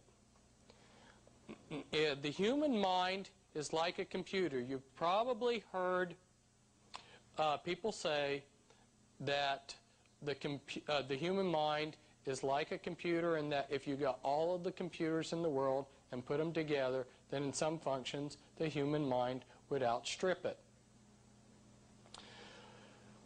In order to make computers functional, they had to learn how to section off memory. When you reboot your computer, there's memory there that you can't touch.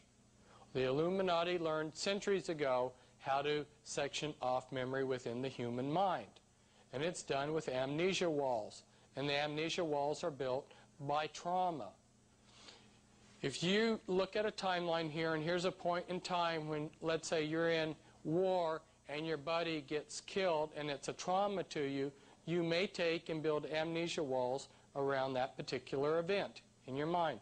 That's called post-traumatic stress syndrome. The Illuminati learned this trick many centuries ago, and they traumatize a person until they shatter their mind into thousands upon thousands of disassociated states. Okay, it's like taking a mirror and throwing it against the ground and breaking it into thousands of pieces. And then they know how to go in and find each of those little pieces, and with that little disassociated part of mind, memory, they through programming, build that, each piece, into what they want. Perhaps they want that piece to be a personality. Then they will give that piece of the mind an identity, a history, a job, and the full works. And they'll also attach a hypnotic cue that they can pull that piece of mind, that alter, that personality, they're called alters or personalities, so that they can pull that to the front of the mind. Then they build very complex alter systems. My co-author here, her mind was shattered 30,000 ways, and then to build an alter system, the front of her alter system had 13 by 13 grid, which is 169 personalities. And then there were 13 sections of that. And all of these have amnesia walls between them, and all have hypnotic cues attached to pull them to the minds. That's just a small part of her system. There are many hidden worlds, as she had two programmers competing against each other for control of her and putting in hidden worlds. And basically what you have with these people is they've made a mess of their minds, they've shattered them into many pieces, and they've tried to scrape up a few things and pull together this mess. So you have, like, if you're comparing this to a store, you've got a nice storefront, but if you go out behind the store, there's a lot of garbage out there and a big mess. They like to create the best fronts for these systems of alters. They like to hide what they're doing. They like to give them, they like to create a personality or several personalities to hold the body that have the most legitimate, the best front that they can imagine. So I like to ask audiences, what do you think the favorite occupation is for men in the Illuminati? And very oftentimes they say things like judges, lawyers, politicians. No, people. The favorite occupation is being Christian clergyman, because that's the best front. In fact, her father was a Christian clergyman. He was also Leo Wheeler, a programmer. Now, here's another transparency. This came in color from Bethesda, which is one of the places that they program with. And what this is showing here, although in this copy it's black and white, is that the mind of a multiple personality is different than someone who doesn't have MPD. If I was to act like a different person and they took a PT scan of my brain, it would look the same every time. But when they switch personalities, they switch alters, the brain PT scans are vastly different, thus proving that their brains are not the same. They do other things to these people too, like they want to get a photographic memory. You electronically scar the brain stem, and that creates in the child a photographic memory before you then begin dividing their personalities, and you get a system of multiple personalities with photographic memories. MPD has recently been renamed DID, Dissociative Identity Disorder. What are the ramifications of what they're doing? Well, there's other countries that do mind control programming beside the United States. If we look at where immigrants are coming into the United States from, we find that the former Soviet Union is second in the list, and then Red China third, and then Vietnam fifth. Down here are the top 6 countries sending us people.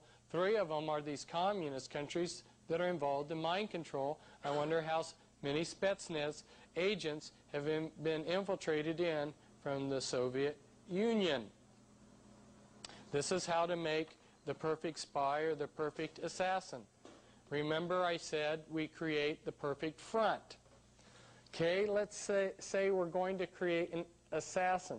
Where would be the perfect front for an assassin? The group that's most widely known, publicized as being a pacifist group, are the Amish. So by various means, which we won't go into, they managed to infiltrate the Amish.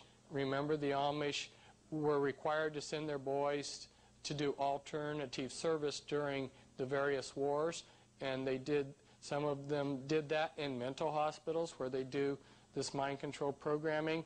And so if we are going to use this Amish farm boy as an assassin, I'm saying we as if we were in the position of the people that use these slaves, these mind-controlled slaves, we would trigger them somehow on a subconscious level for the boy to go on a trip to visit his Freundschaft, his relatives in another state. And as he's traveling, say for instance, maybe he comes on the bus to a stop, and he gets off and goes into the restroom, and he's programmed to go through a series of things which just click him into his assassination altar, and he goes out and carries out his mission, his assassination. Then he gets on the bus, goes and visits his relatives, and comes back.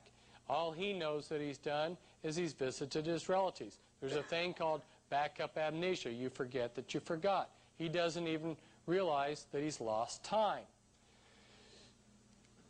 When this is all done, then the CIA, and they call this a wet ops, that's their term for blood's going to run, they will debrief this wet ops with a team of 3, a programmer and a polygraph expert and one other guy, and they'll bring him, the boy in. They will query the altars involved, find out what the truth of the matter is during this action, and then when they're satisfied that they know what's happened, they'll place the boy back into the Amish community. I sat and watched them do this mind control with many people right in front of many unsuspecting people. They say the codes, they program people and everything, and the people around them don't even know what's going on. Once you get the programming set into a person, by the time they're a teenager, then in 15 minutes in a back room, you can program them for a mission. So it doesn't take a whole lot of time. Perhaps somebody goes into a restroom, perhaps somebody gets a phone call or something like this, and you can program them very quickly to do something. You saw how this operates if you've seen the Charles Bronson movie Telephone. And there they make this out in the movie Telephone to be something that the Russians have done. And there's this Russian agent, he's going around the United States, and he calls people up on the phone, for instance, a housewife, and he says a little ditty, like a nursery rhyme, and it triggers her to go into her disassociative state, another alter that's programmed to go and get in the car and blow up a military installation and suicide herself. Now you know what's happening with all these people that are going in and shooting up things and turning the guns on themselves. These are mind-controlled people. Unfortunately, we have about 2 million, that's a conservative estimate, about 2 million Americans are under this total mind control. People, everything that you thought you knew about people is obsolete. And this is very difficult for us to grasp. It's what the New Agers call a paradigm shift. And everything that we have been using to judge other people has been obsolete, even before we were born. We go into a church, and we use as a litmus test as to whether the preacher is legitimate, is he preaching the Word of God? Unless we could follow that preacher around 24 hours a day, unless we knew the hand signals and some of the other things, we could not get a handle on what that minister was all about. This programming has a very sophisticated way of making people have a Dr. Jekyll, Mr. Hyde effect. And they don't even know that they're controlled.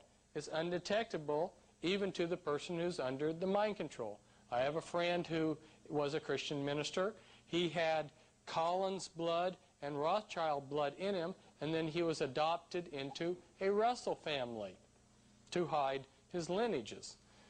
And horrors of horrors. Imagine being a very devout Christian, like so many of us are in this room, and he was, and then he finds out that there's a dark side to him that's totally different, that's part of the Illuminati and their horrific rituals. Some people, when they're faced with this, the Christian part of them wants to go into denial about what's going on in their life. Here I am at one of the places they do a lot of programming, the Presidio. And this is real close to Presidio, Palace of Fine Arts, where the Illuminati do rituals. And here we find that the 6th Army is headquartered at the Presidio, and their logo is the hexagram in a circle with the Satanic Anarchy A in it. If you know some of the leadership of the 6th Army, you're not surprised at their logo. Quite a number of Satanists in their officer corps, including this fellow here, Michael Aquino, who's the son of Betty Ford, and he's the head of the Church of Set, and he has a number of his high priests in his Church of Set who are also part of the 6th Army. I think about a dozen of them are high up in military intelligence with high security clearances. They do a lot of mind control in the Temple of Set. This is another place that they do programming. This is in the United Kingdom, Tavistock Clinic. Now, some people have wondered, why is it that I am not giving you solutions to all of this? And the reason why is that this is extremely sophisticated, and before you know what the problem is, I can't give you the answer. You need to know what the problem is. You need to know what's going on. And I believe that once we start seeing what's happening, then the solutions to this will start appearing. However, I can tell you that when I started working with people that were in the Illuminati, that wanted out, that were wanting to, that were sharing information with me and everything, I thought at the time that the therapists were taking care of them. And then I began to realize that what was happening is that hundreds of thousands of these mind-controlled slaves were going into therapists for various reasons, and the therapist that knew something would begin to start working with some of the multiplicity in their minds. And the therapist would work like 1 hour a week with these people and charge them maybe $100 or $200 for that hour. And they would tell these victims of mind control that they were getting better. These people thought, well, this is great, I'm getting better. The therapist liked it because they were supporting themselves, they were making good money. And the Illuminati was liking it too because they were continuing to use these slaves. And I was looking at this situation and going, what's wrong with this? And so that's why I dived in where angels fear to tread and started working with a lot of these mind-controlled victims. And I went through hell, literally hell, to get this information and to try to save some of these people. It's too big of a job for one person. It really is. What we need is people who understand what is going on and understand some of the solutions, and so we can form teams of people to try to help these victims of mind control. They have tremendous needs in many different ways. And people don't understand how sophisticated this is. In looking at how they have designed this mind control, the engineering and thinking that's gone into it, in my opinion, far surpasses what was put into the Apollo project. For everything that you're going to flippantly come up with, I'm sure that they have thought of at least a dozen, if not many more, ways to circumvent you being able to undo the programming. For instance, many of the altars are dehumanized and told they don't have a heart. If you were to talk to that altar, or if you want to call it disassociative state, they think of themselves as a person with a personality. If you were to talk to that altar, they would tell you they don't have a heart. So if you tell them to give their heart to Jesus, that's not going to have any meaning. They have them programmed so that if you quote Scripture, you may very easily trigger a number of things to happen. One is that a deaf and dumb altar may take the body and they will not even hear you. Or if you're saying something like Jesus loves you, they have a scrambling altar that's programmed to take the body, and that scrambling altar scrambles it so that what they hear is Jesus hates you. So every time you say Jesus loves you, they hear Jesus hates you. I'm just giving you a tiny sampling of how sophisticated this programming really is. Satan has really outdone himself. And they have a program for infiltrating the churches. And anyone who is a legitimate Christian minister is going to be singled out and targeted. It's called the Black Widow program.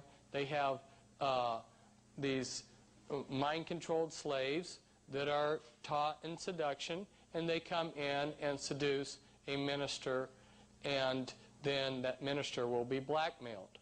Remember when Jimmy, no, okay. Now I've got myself mixed up. Okay, but when he fell,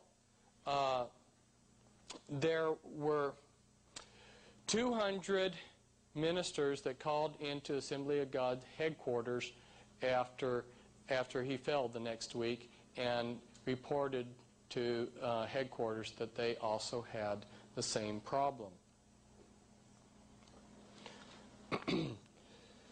This mind control is all around us, and it's running everything that's of value and pure in this country.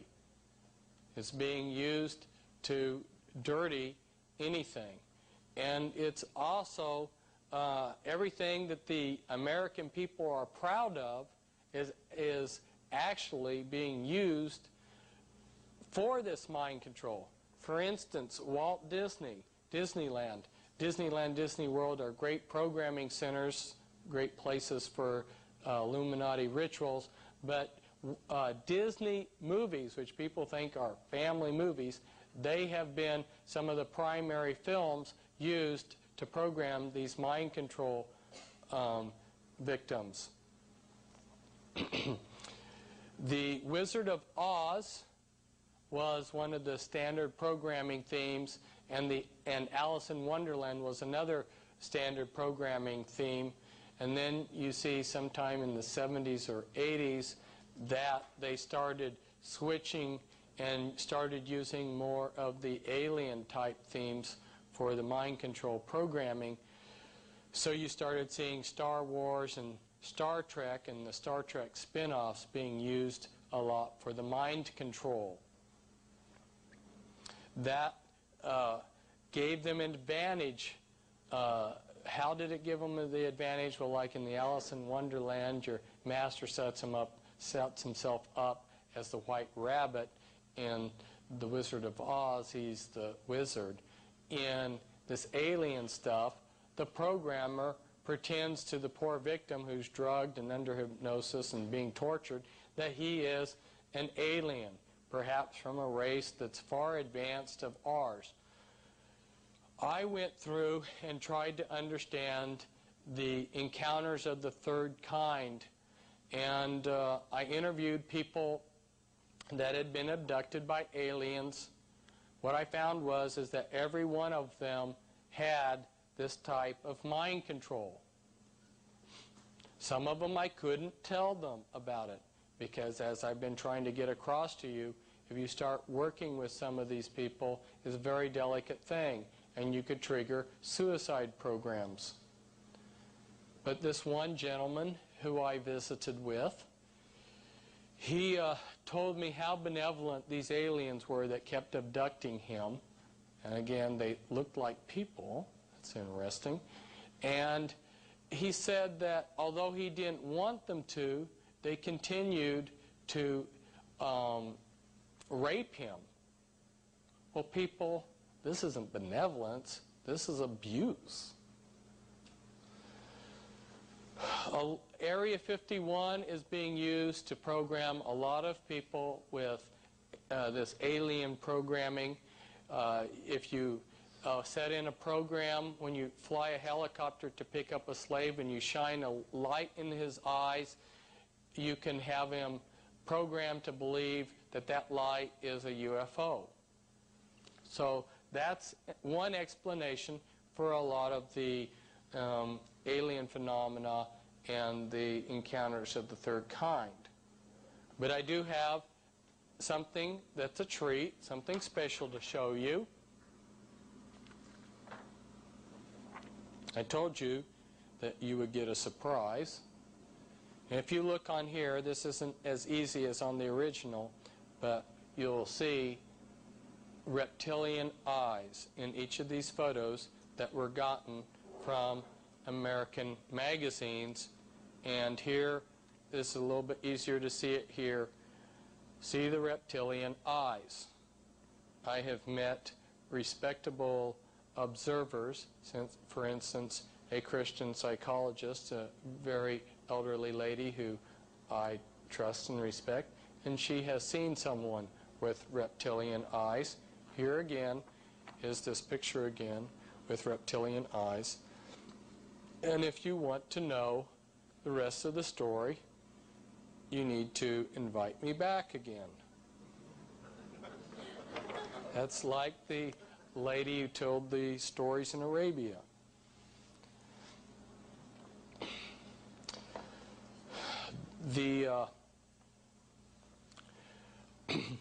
The mind control was used during the 50s. It was they got the sophistication down for doing it to an individual. So you'll see that in the 1960s, groups like the CIA began shifting the emphasis of things into learning how to do. They infiltrated the different cults, like you have Jim Jones and the Branch Davidian. there were many branch Davidians, and they infiltrated one group of the branch Davidians at Waco with 7 of their mind-controlled slaves, like David Koresh. And then they began using and testing group mind control. Now it's been asked of me if I wouldn't talk some about current events. This is something special being done for this group, but the other groups prior to this were very hungry for current events, and my talk was actually geared towards these restricted subjects that we have talked about already, but you're going to be given something special here. And I've written down just a few notes here that I'm talking off of the top of my head. This is not something that I had planned to talk on, so I'm just talking off of the top of my head. These are some of their plans for the future. If we look at Albert Pike, we'll find that he talked about 3 world wars that would be created to bring in the New World Order.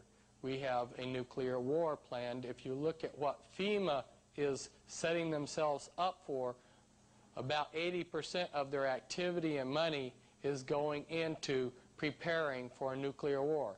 And you know that FEMA must have the inside story on what's happening. If we go back in the occult world to St. Simon and his disciples, and this ties back in with the Illuminati, but his disciples published back around the 1810 plans to bring in a new world order. And they listed a number of things back at that point in time that needed to happen for a new world order to occur. They needed to build a canal that became the Suez Canal. They needed to build a canal in the Panama Isthmus to connect the Caribbean and the Pacific. They needed to make the countries interdependent, which is something that H.G. Wells in his New World Order also spelled out, and they have done that. And then one of a long list of things that they laid out in their plans for the New World Order there, clear back 200 years ago, was the creation of an androgynous being. They have accomplished creating androgynous beings. Another thing that they have planned for us, and I have warned the Christian people, is that one of the cards that Christianity holds that they offer people is everlasting life. Imagine if Satan could offer people everlasting life. Well, they have the ability to extend life, and they will play that card at some point. And even if they only prolong life several hundred years, you have to live several hundred years to find out that you don't have everlasting life, and it will devastate the membership of the Christian churches.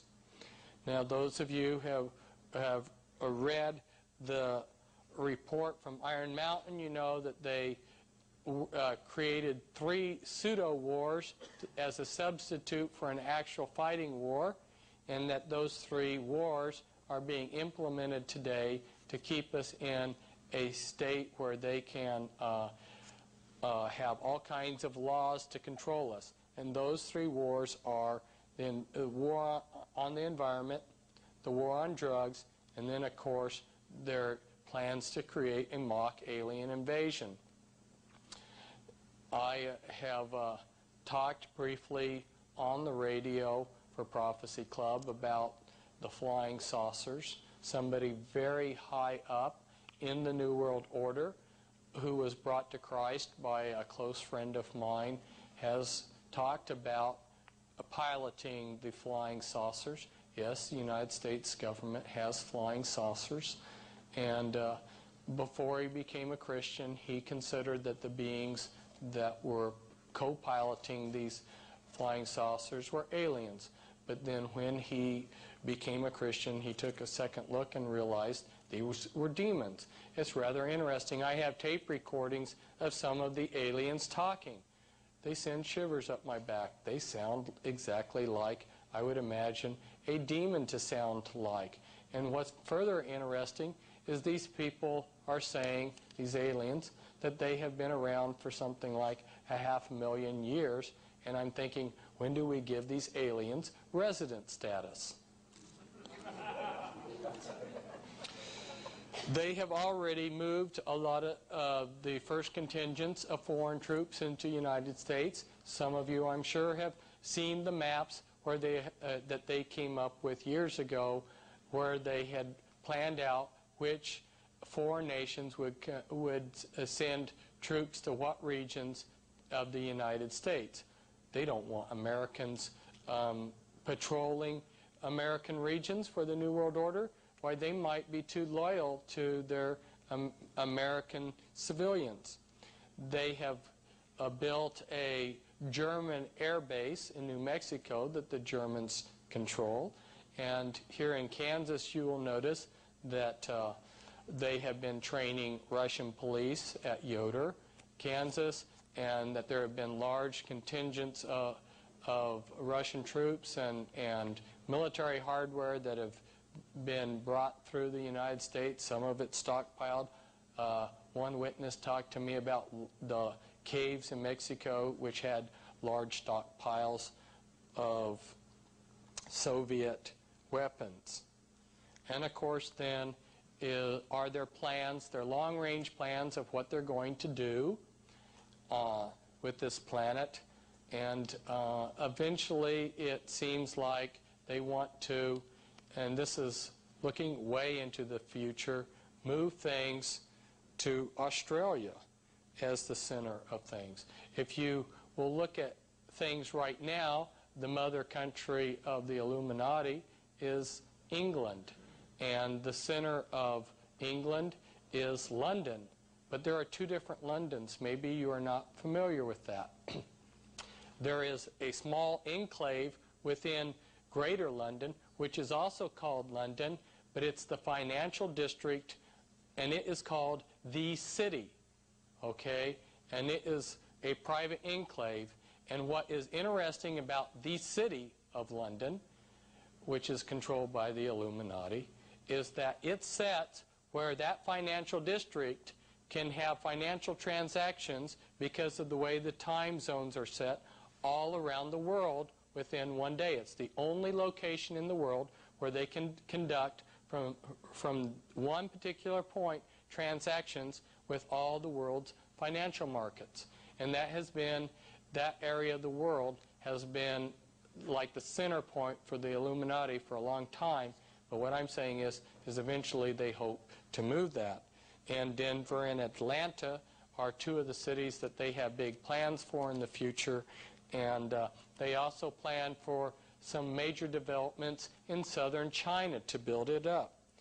They also plan to do a lot of activity with the asteroids, mining them, a lot of activity on Mars. Reality is far from what we have seen, people, and their technology is far beyond what they have allowed us to see. In fact, this ties back with the mind-controlled slaves. They are only releasing technology at a rate that they want to. Now, if you invent something that's way beyond its time and helpful for mankind, it will be suppressed. But one of the mind-controlled slaves that I've spent time with, she was a mind-controlled slave within the Watchtower Society, and she was programmed at a particular point in time to invent a particular invention. And then other people were programmed to form a company around that. Satan is a control freak, people. Things are not happening out of control. They can't. God works off of love, but Satan doesn't.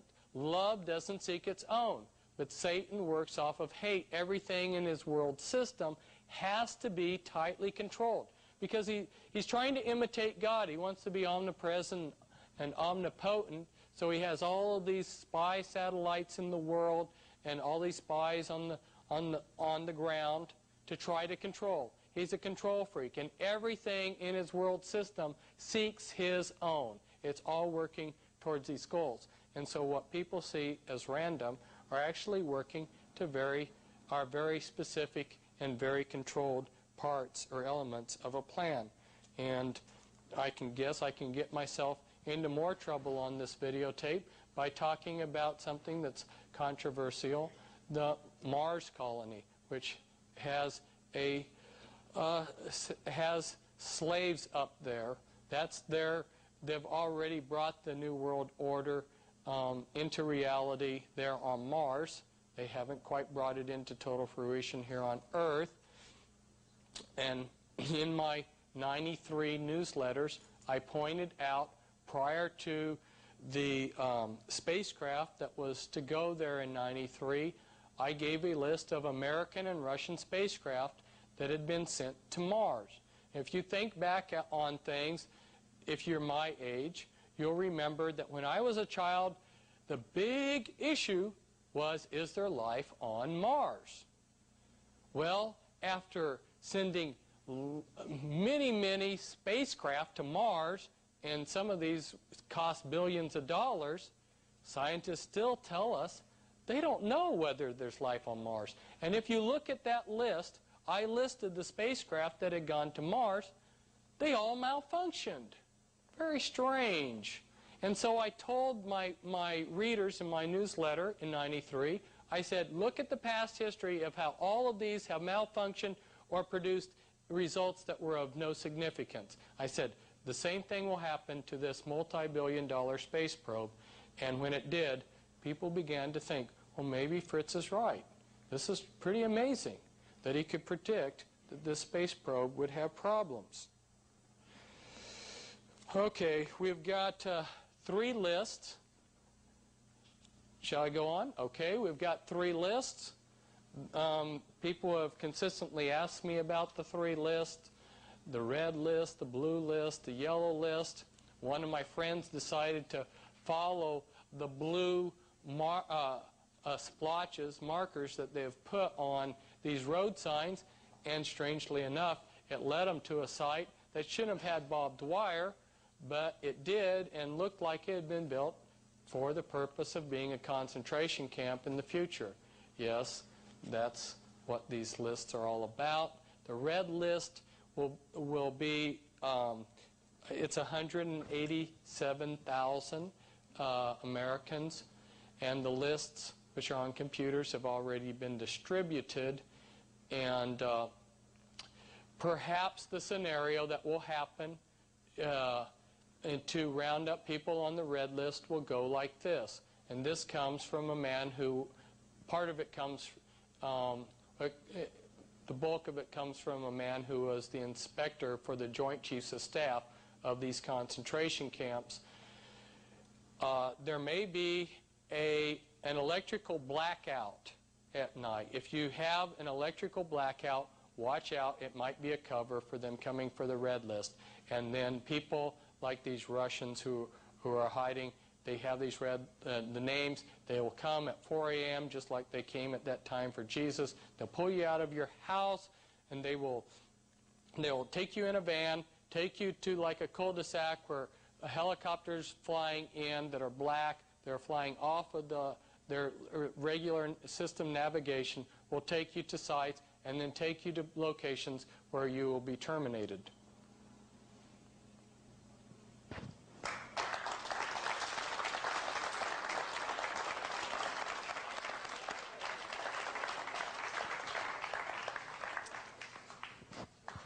Well, as we look at all of this prophecy coming to pass, we have to say, well, what really is the answer?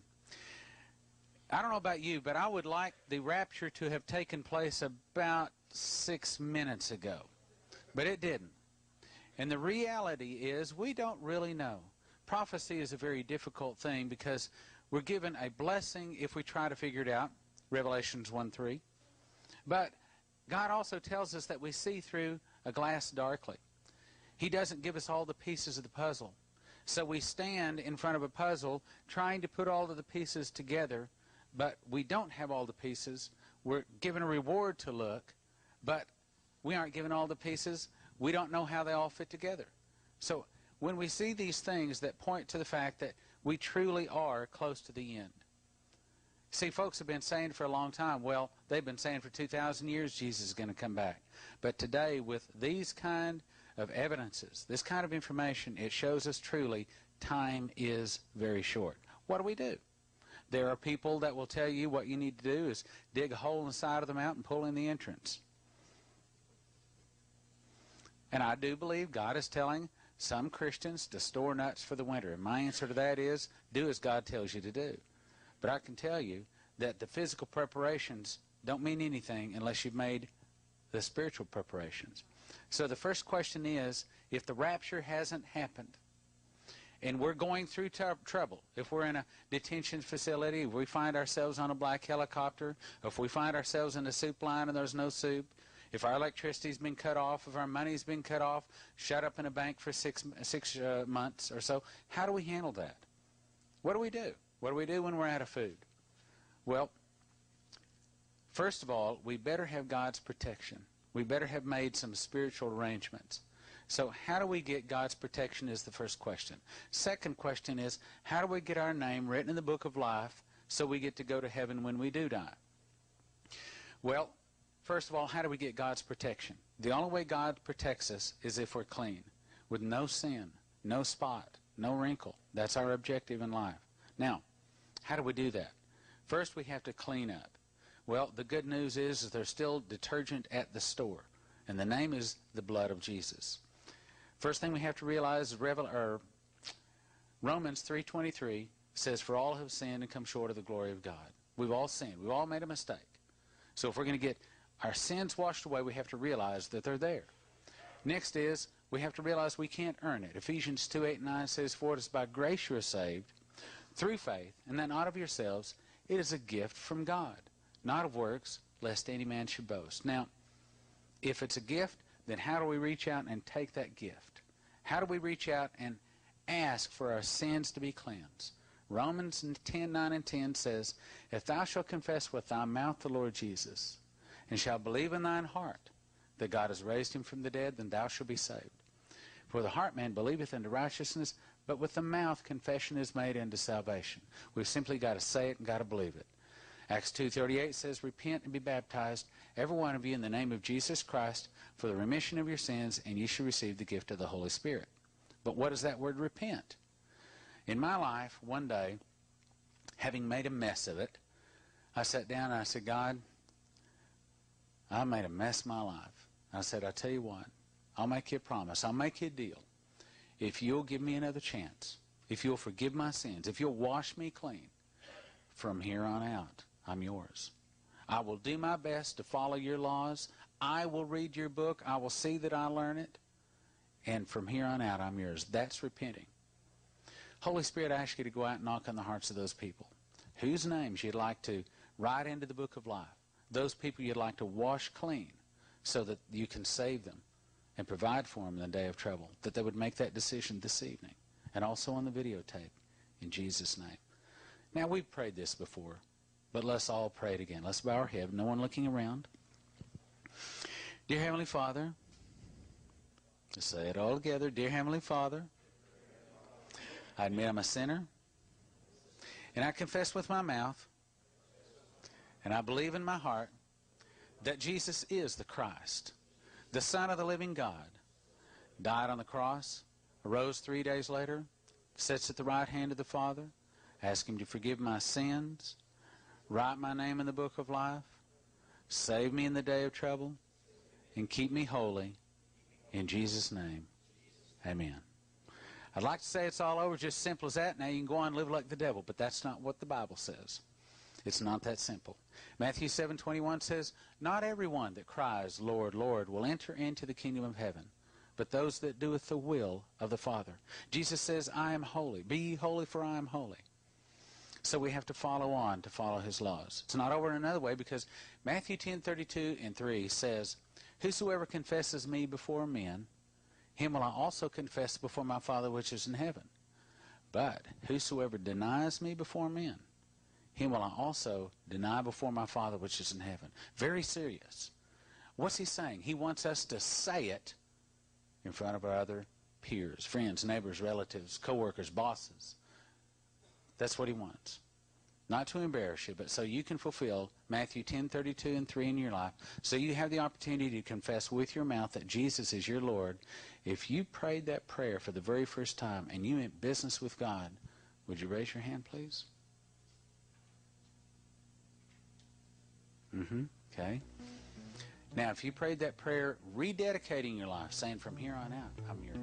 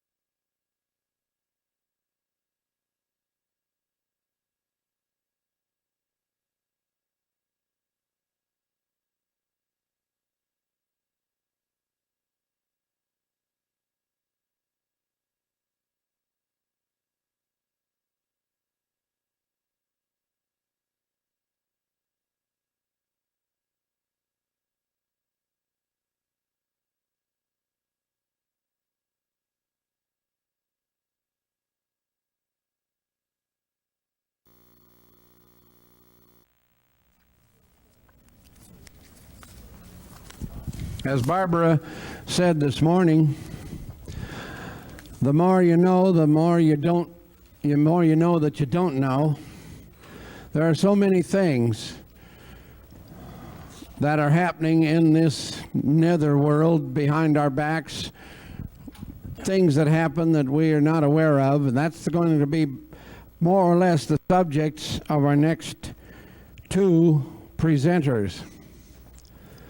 Fritz Springmeier, coming to us from Oregon, has spent 20 plus years researching what's been going on in things that most people, not this crowd particularly, but of course most people really have no clue on in the area of influencing actions of people with various types of mind control. He has so much information, it's almost incomprehensible. You wonder how anybody put together that much stuff in a 20-year period. One of the books that I have of his is encyclopedia size, and that's only one of whatever, 10 or 20 that he's put together. So there is a lot of information for him to try to cram into the next 55 minutes for you, but he will have a workshop, of course. So welcome for the first time here at Global Sciences, of course, another new fine Fritz Springmeier, please. Thank you. Thank you very much. Where were you when John F. Kennedy was assassinated? Do you remember how you felt? How old were you? What were you doing? Where were you when the Challenger exploded? Do you remember? How did you feel when you saw the pictures of the children that were killed at the daycare center at the Oklahoma City Federal Building? Do you remember? These are trauma memories. We remember them distinctly. They are indelibly etched into our minds. However, how many of us know the lie that was programmed into us at each of those traumas?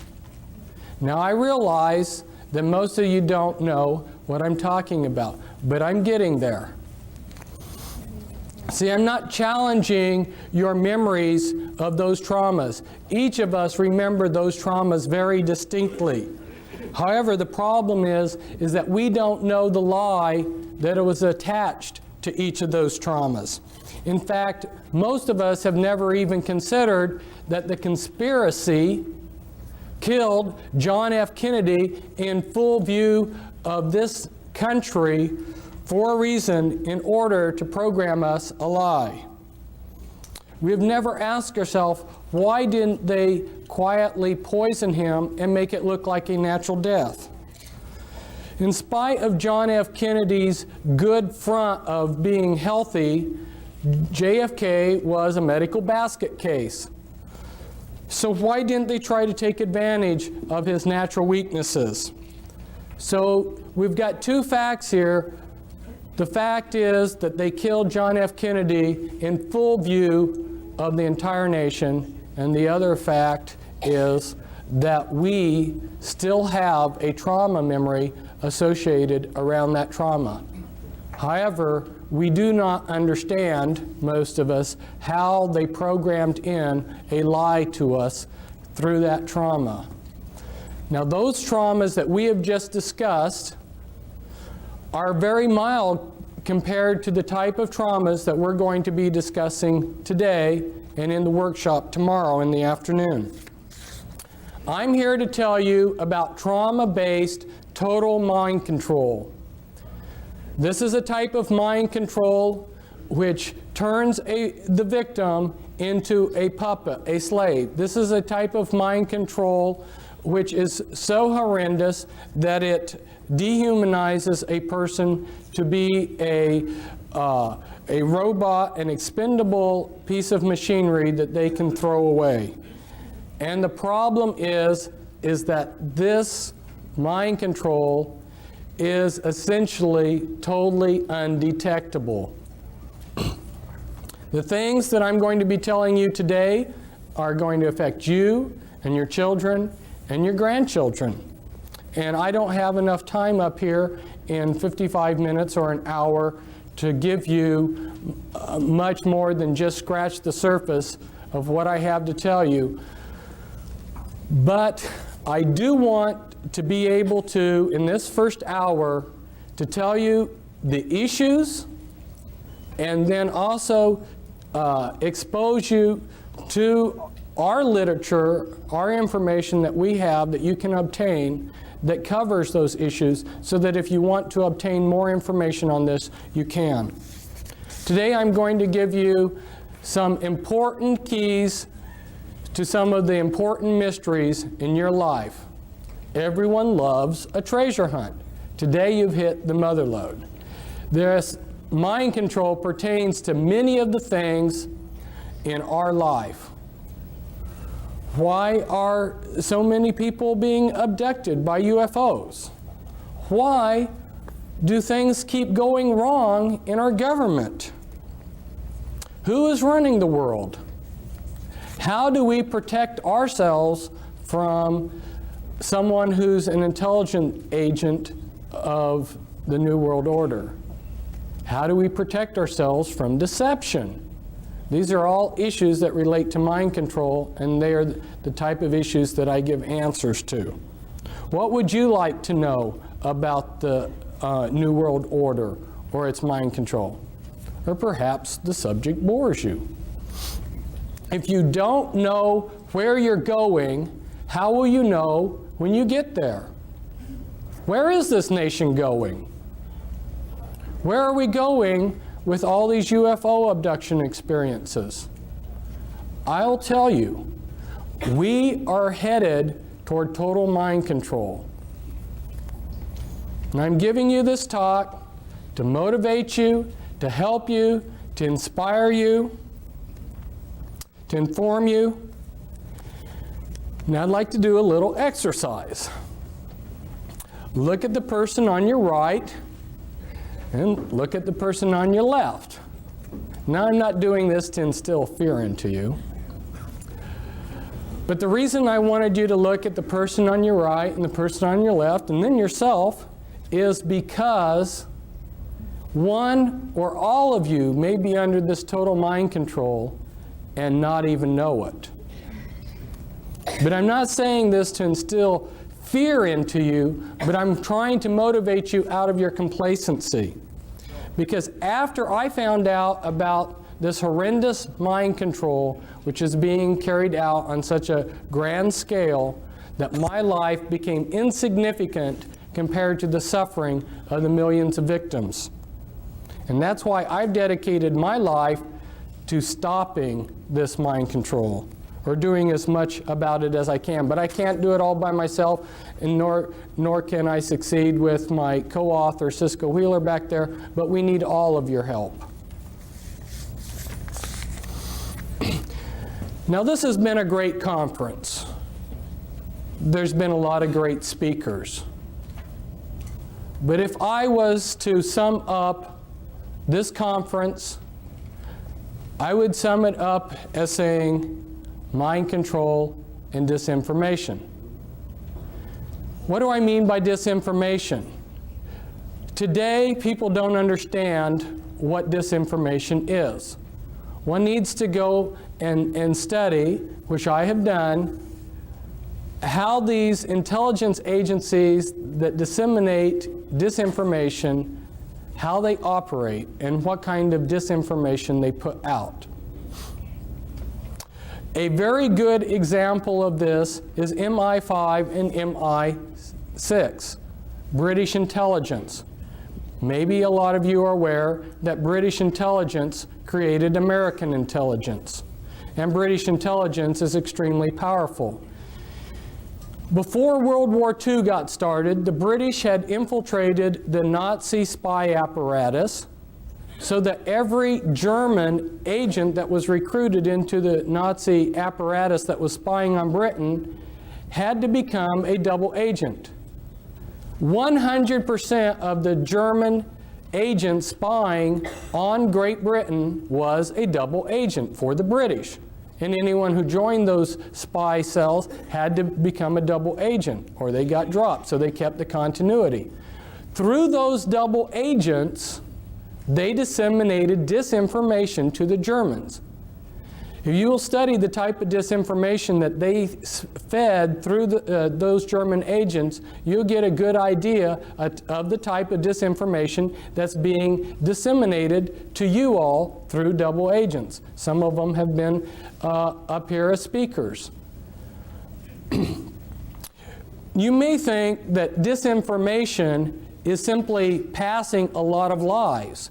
No, disinformation has to look like the absolute truth, but you slip in a little poison with it.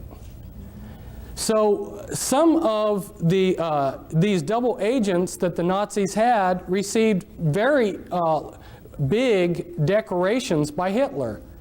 In fact, one of these British agents, double agents, received the highest award that Hitler could give him, while at the same time he received the highest award that the British could give him.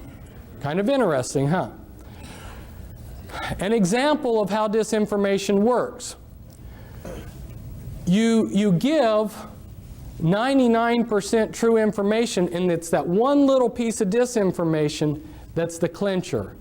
So through their spies, they fed the Germans the range of their naval radar, but they understated it. Well, the Germans were excited to get any information on the British radar, their naval radar. When the Bismarck sailed, and you're familiar with the battleship Bismarck, because their intelligence agencies had been fed this shortened range of the naval, British capabilities of their naval radar, that one little piece of disinformation, they made a big mistake, and that mistake cost them the Bismarck. So see, this is how critical it is to understand how a speaker can get up here in front of you, he can give you 95% good information, and it's that 5% poison that he's going to give you that'll be the clincher. It's very hard to understand, for most of us to understand how disinformation comes about.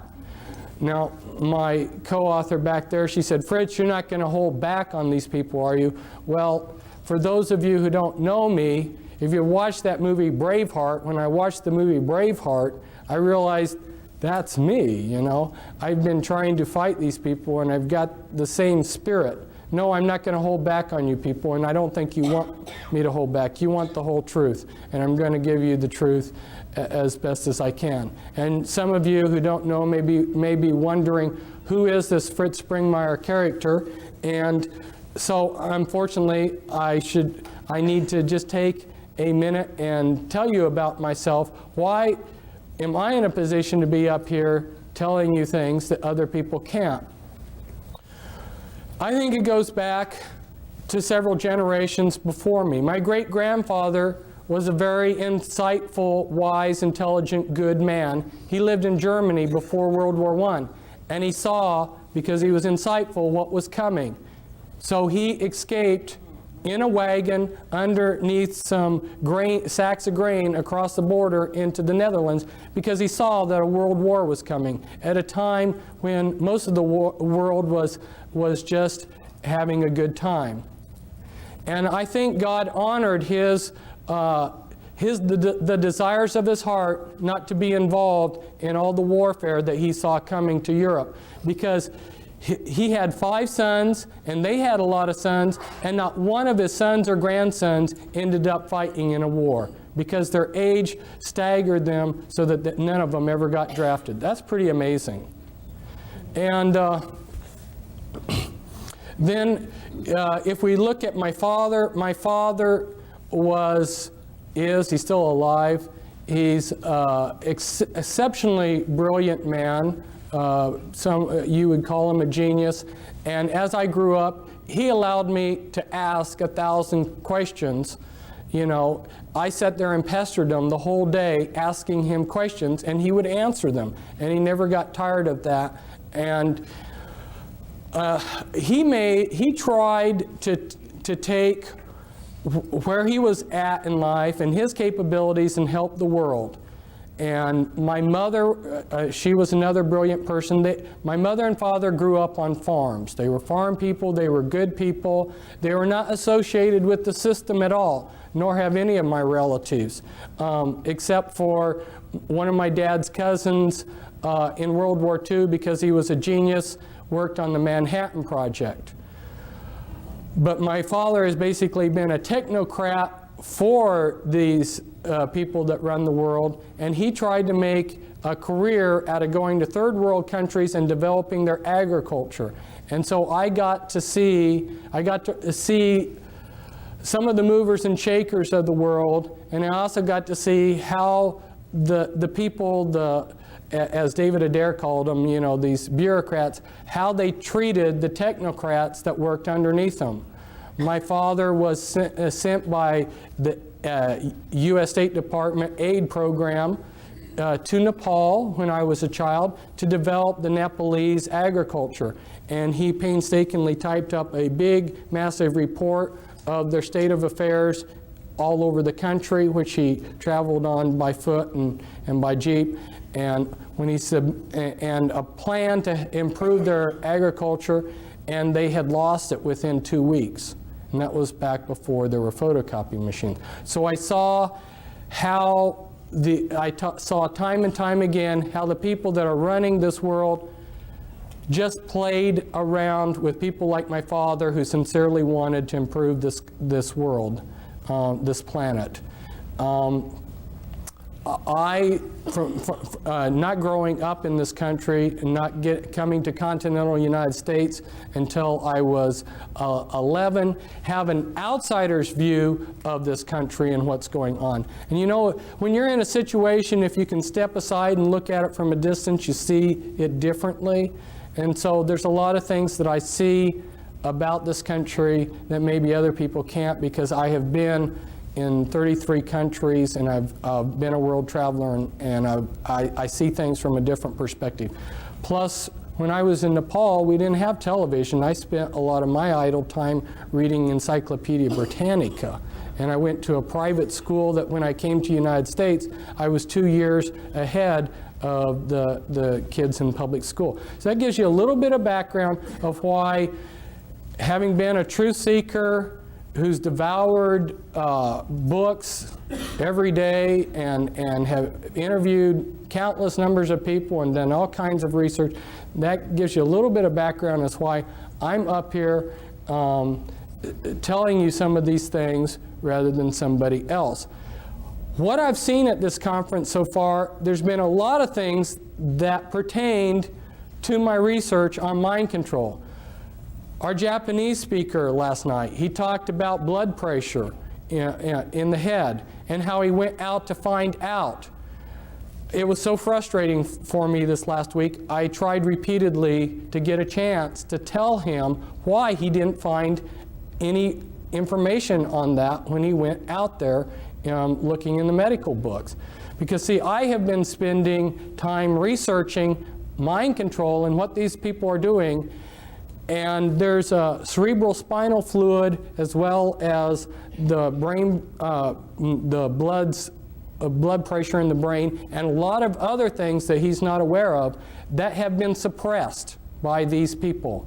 This is information that they have suppressed, and the reason why is because there's only a few men in the world that know these things, and they're using it to enhance their programming abilities, their mind control programming abilities. So there's a flip side to this.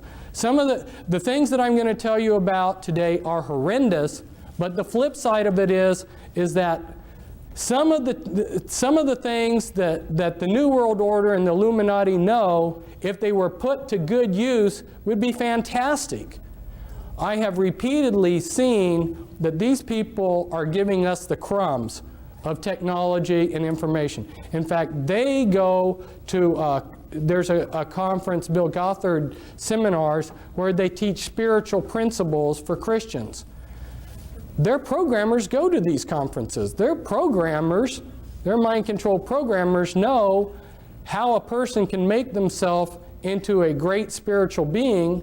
They know this far better than most of the Christians, but they use this information for evil.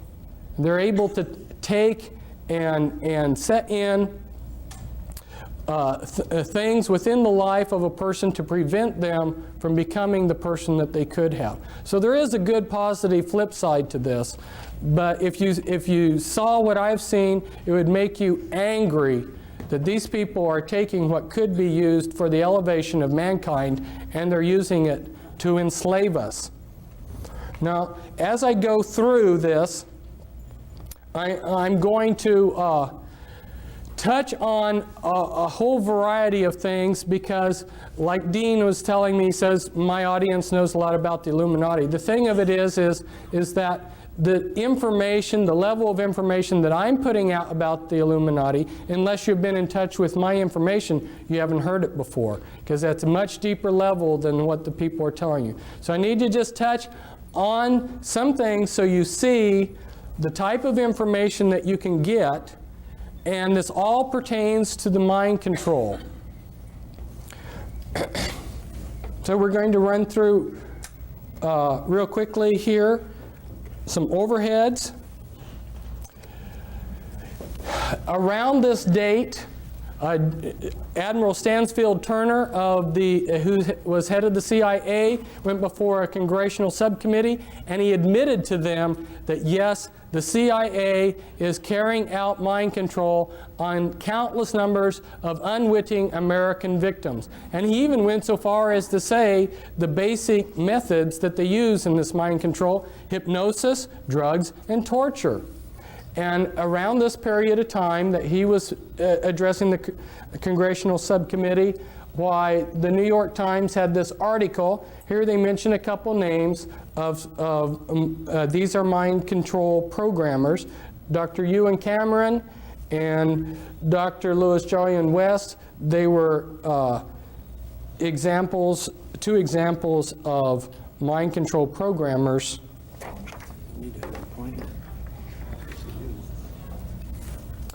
If we go back in history, you'll see that our governments are just carrying out methods of control that were written about long ago. Now, those of you who have been associated with the Army realize that they have a lot of pamphlets and books for their people. This was a handbook for chaplains, and inside this handbook for chaplains, they tell all of the religious groups that are recognized by the U.S. military, and one of those groups that's officially recognized is the Church of Satan, so that if you are a satanic priest in the Church of Satan, you are exempt from the draft because you're a clergyman.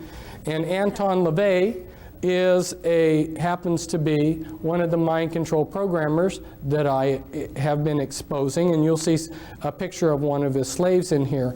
In this book, in this handbook for chaplains, they will tell you that there are 3 degrees within witchcraft, and that is correct. Those first 3 degrees make up the anarchy level of the Illuminati, and then you have a hierarchy level within the Illuminati.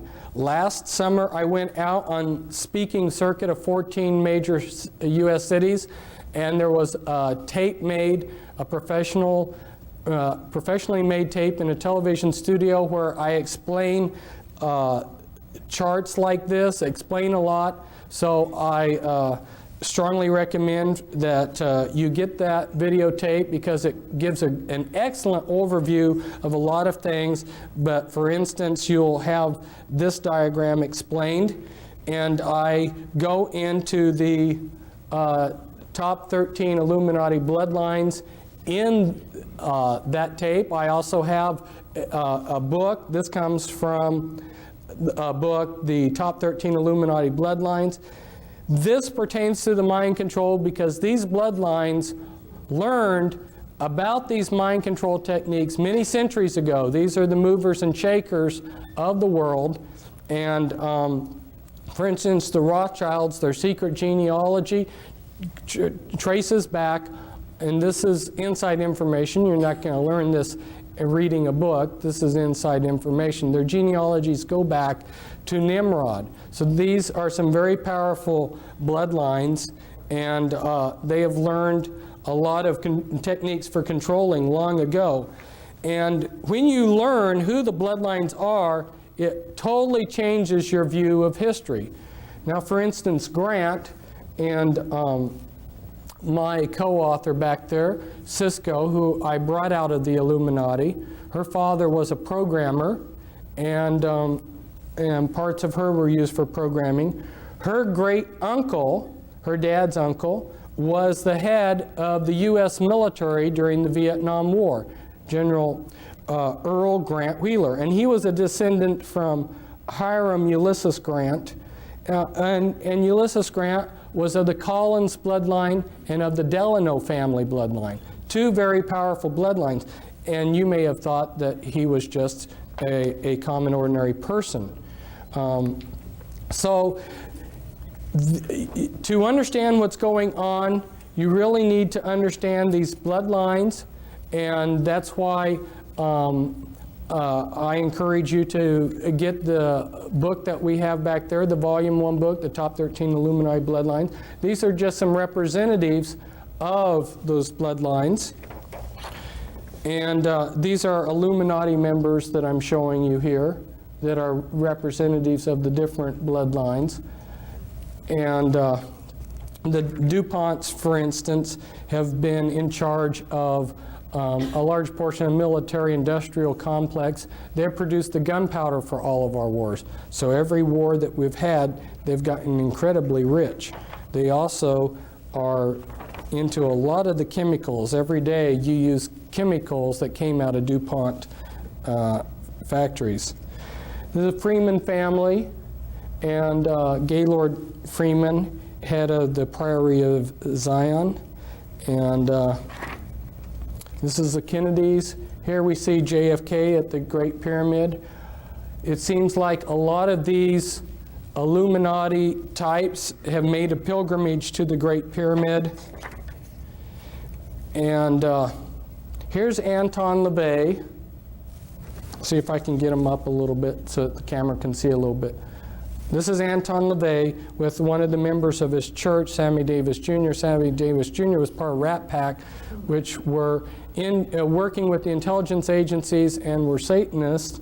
And one of his slaves, James Mansfield, is there kneeling down before Anton LaVey in a satanic ritual. And here was the first presidential model sexual slave that they allowed the public to see. This is Marilyn Monroe. She was, both James Mansfield and Marilyn Monroe had sexual relations with John F. Kennedy. And here I believe that you can see her switching personalities. When I start talking to you more about how the mind control is done, you'll understand what I mean by switching personalities, because they create programmed multiples where they get a Dr. Jekyll, Mr. Hyde effect.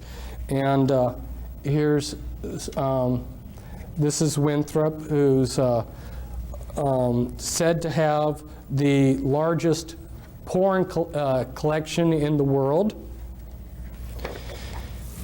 And the mind control slavery relates to the porn, the type of porn that they do too. This is Guy de Rothschild, very powerful man. His bloodline will have the Antichrist, and that's his son, David. And here's the Russell family, and represents the Russell family. And here you see Bill Clinton.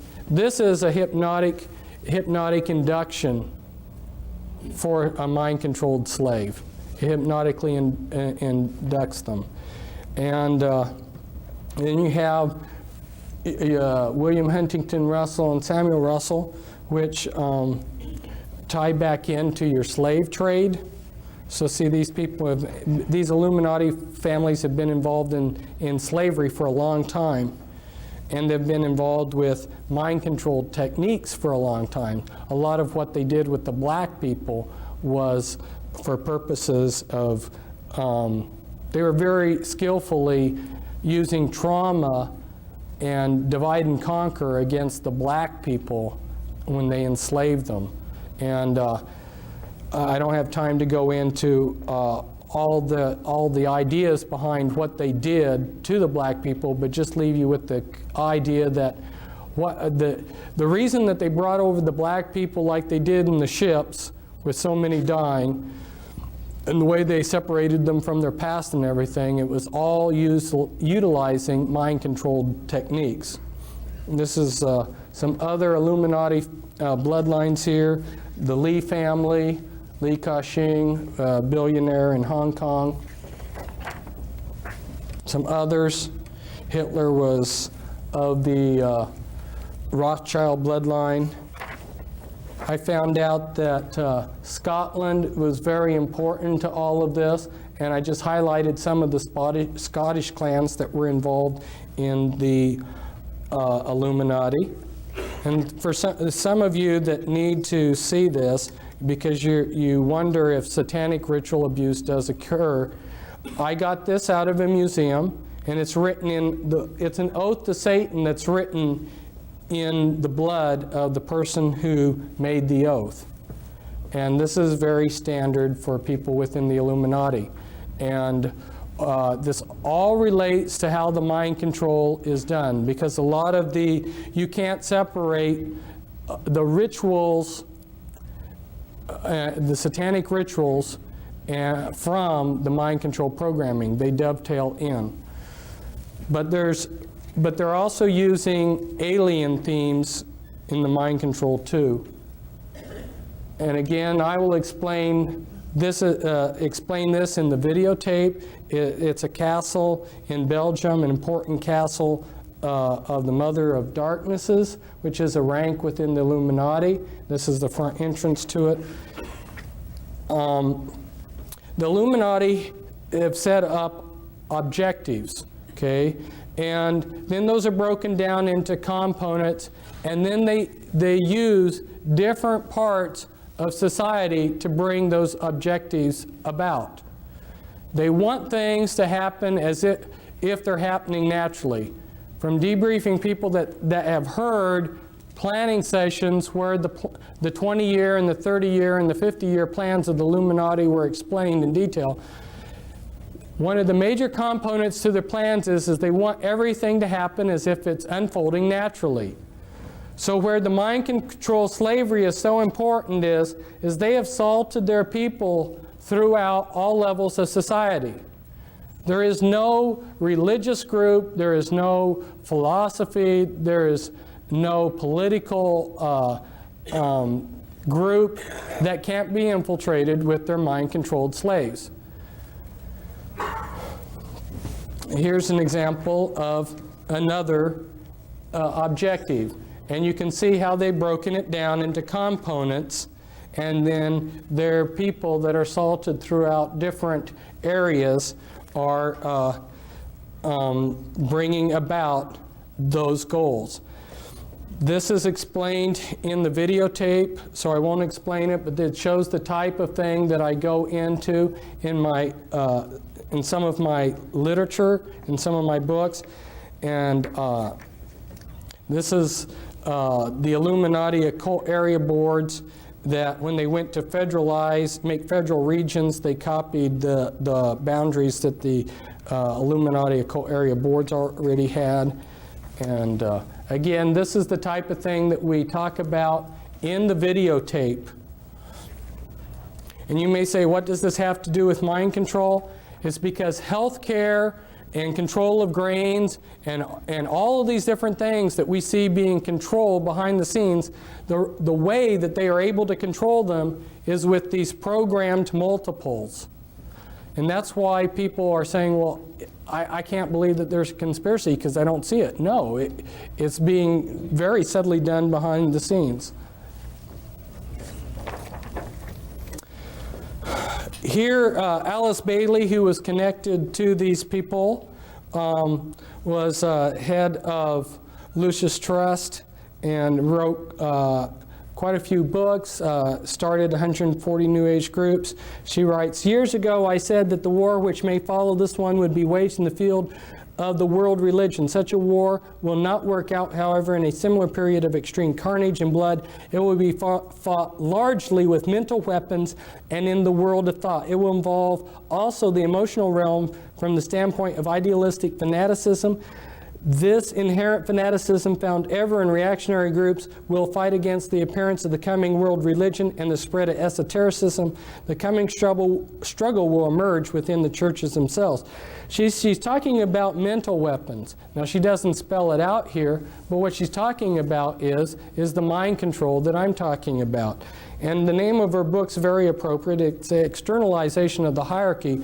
What was done in secret in these secret societies that tie in with the Illuminati, what was done in secret 100, 150 years ago is being externalized into society. And part of the way that they're doing it is through the mind control that's got an alien script to it, and through people that are seeing things and dreams and so forth. You know, one of the ways, see, my father was just naturally smart, but there weren't enough naturally intelligent people for the New World Order types to take advantage of. If you understand what they need to run their computer systems and to do the type of research that they needed to have some trick to get enough geniuses to really move rapidly forward with what they wanted to accomplish. And they discovered that if they scarred the brainstem, they could create somebody with a photographic memory. And so a lot of your people out there that are geniuses working for the system are mind-controlled slaves that have their brainstem scarred as a child. They've been given a photographic memory, and and they've got programming. Now, how do they control these people? Well, they are releasing technology at a rate that they have decided upon, and they release that. If you're a mind-controlled slave, a lot of the ideas that you will get will come as dreams. Okay? They're controlling the various Christian denominations, various Christian religions. They're controlling the New Age movement. Your New Age prophets that are seeing things. Where do you think this stuff is coming from? And that's why I was so pleased to see Raylan Russbacher tell you her own personal story about how she discovered that the things that she had been channeling were actually being channeled through her via mind control from the intelligence agencies. This is, it doesn't show up very well on here. It's such a beautiful picture, but it's the inside of the house of the temple of the Supreme Command of the Supreme Council, of the 33rd degree of the Scottish Rite Freemasonry in New York City. The house of the temple here, one site for programming, one place for the Grand Druid Council to meet in a room there. Here I'm at a programming site. And this is the Presidio, and this is real near the Presidio, the Palace of Fine Arts, and where Illuminati have done rituals. Here's some more pictures from the area. You'll notice that the 6th Army has the Satanic hexagram within a circle with the Satanic Anarchy A inside of it, and a lot of their staff are Satanists. This is some more sites around the area used for programming. This is on the Presidio where the Illuminati have had some rituals inside of there, and in the distance here is Alcatraz, which has been used for ritual programming. This is Tavistock, which is a site that's been used for mind control programming. Rothschilds have used Tavistock quite a bit. Here's a couple programmers. This is Michael Aquino, who's head of Temple of Set. He's a mind control programmer. And I don't think that he's got his staff in his hand there in the picture, but he oftentimes carries a staff. That's staff is like a cattle prod, and it will give you electroshock. There's been quite a few books coming out recently about the mind control, but they're all pretty vague. So I encourage you to get the Volume 2 book that we have, and the title to it's The Illuminati Formula Used to Create an Undetectable Total Mind-Controlled Slave. Now, how are they doing this? Well, they're using natural things, natural functions of the brain. Some of you have probably been driving along the road and you've been talking to your wife and just driven automatically. See, the mind can work in two different things. What you're doing is you're hypnotically trancing out on your driving. Maybe some of you have been driving and you went from point A to B and don't even remember driving. You just put yourself into self-hypnosis. There's different altered states that the mind can go into, and they're very familiar with these. The mind also has the ability to disassociate. You know, if you say, some people, if they say something that's wrong, and then you try to correct them later on, they say, well, no, I didn't say that. Their mind has to disassociate. Or you go on a trip and you remember the good things but forget the bad things. Okay, this is disassociation. The mind has a natural ability. Now let's say that you're a soldier in a war, and this has been going on for thousands of years to soldiers in wars.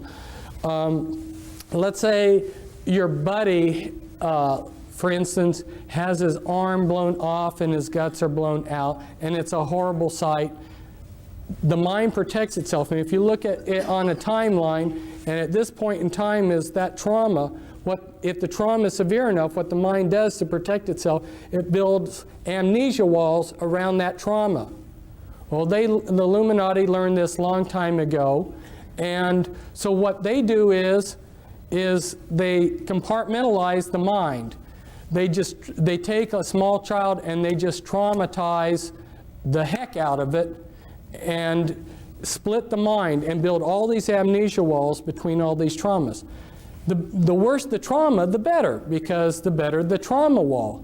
So the most horrendous traumas you can possibly imagine are the ones that they want to use. When you've splintered the mind up into many pieces of disassociated pieces, then you can go in and pull that piece up to the front of the mind, and you can construct out of that piece of memory whatever you want out of it. And you remember that some people have said that the human mind is like a huge computer, and if you got all the computers of the world together, in some ways your mind would excel. You would be all of the computers in the world. You've got a fantastic computer here. Well, you know how a computer can section off memory. You know, when you turn on your computer, if you need to reboot it, it reboots out of memory that you can't get to. In order to make a functioning computer, the big hurdle that they had to jump over was to be able to create memory that you couldn't access. Well, that's what they're doing with the mind. They're splintering up your memory into thousands of little pieces. My co-author on a couple books on the mind control, her mind was split 30,000 ways. Now, you take those pieces of the mind, yeah, tremendous amount of trauma. Think of the amount of trauma it takes to split the mind and then multiply that times 30,000 times. Tremendous amount of trauma all through these people's lives. So you take that piece and you can make that piece of the mind into anything you want. Now let's say they take one piece and they show it films, and through the programming they make it into a particular personality. Well, what they want to do is they want to make the most perfect front for their slave possible. And so they will test a slave, they will test a victim that they're going to make into a mind-controlled puppet. They'll test them when they're a small child. And I go into the techniques in the book as to how they can test as to what your abilities are. They use EKG tests, and they know how to determine what your abilities are as a small child as to when you would grow up. So they plan out your life ahead of time. They say, this one will be a doctor, this one will be a lawyer, this one will be a scientist working on rockets, this one will be this one will be that, okay? And depending on what they're wanting you for will determine the type of programming they give you. So it's very systematic, and because the movers and shakers of the world have all of the resources, basically, they can move these people into whatever field they decide for them, so they become the top of their field. Now, their front personalities are very legitimate, sincere people. They don't know about the Dr. Jekyll, Mr. Hyde effect. Imagine yourself being a Christian minister and horrors of horrors finding out that you've got disassociated parts of yourself that are Satanists, that are satanic, that go to Illuminati rituals. We recently had a minister fly in with his wife. He heard me speaking last summer on my lecture circuit, and when he heard me talk about the Illuminati, he realized there's nobody else that understands the Illuminati or the type of programming I have that can help me. There are very few people out there that understand this. That's why he came to visit us. That's one reason why I needed to talk to your people, Dean, about the Illuminati, is because since we have been here in this conference, there have been a number of people that have come up that have discovered that they have this kind of programming. They've come, they've gotten our material just since we have come to this conference. And there's other people probably that will learn it too. And so it gives people that are victims of this some confidence that there's somebody out there that will understand them when they hear that there's a few people like myself that really understand in depth what the Illuminati is all about. Now, this comes from a book. I took it from somebody else's book, but this is somebody who's trying to develop artificial intelligence for computers. He's extremely brilliant. He understands the mind perhaps better than anybody, and he's showing the processes of memory and motivation. And I'm just throwing these diagrams up to you to show you that the natural mind is not one monolithic thing, but it's many components.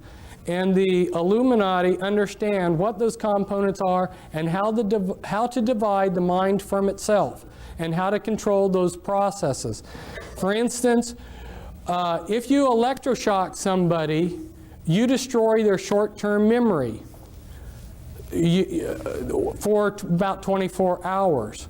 So every time that Cisco was used for some purpose, let's say she was running drugs for them or being used as a sexual slave or whatever they were using her for, on a daily basis practically, they would electroshock her.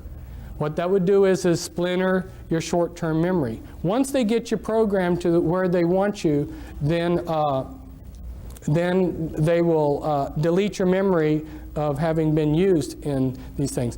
People that are on sensitive in government projects, if you are in charge of something that takes a classification, you're going to be under mind control. Don't you think that they're smart enough to want to control their secrets? And this was taken at Bethesda, which happens to be a programming center, but it's showing the brain's PT scans of multiples. And you'll see that from when one personality holds the body to another, we've got totally different PT scans. The mind of a multiple personality, and they now call MPD DID, just recently changed that, I think, to throw some confusion into things.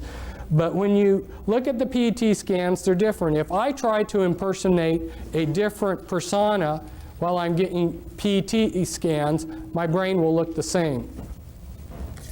The programming is layered in, and this comes from another one of our books back there.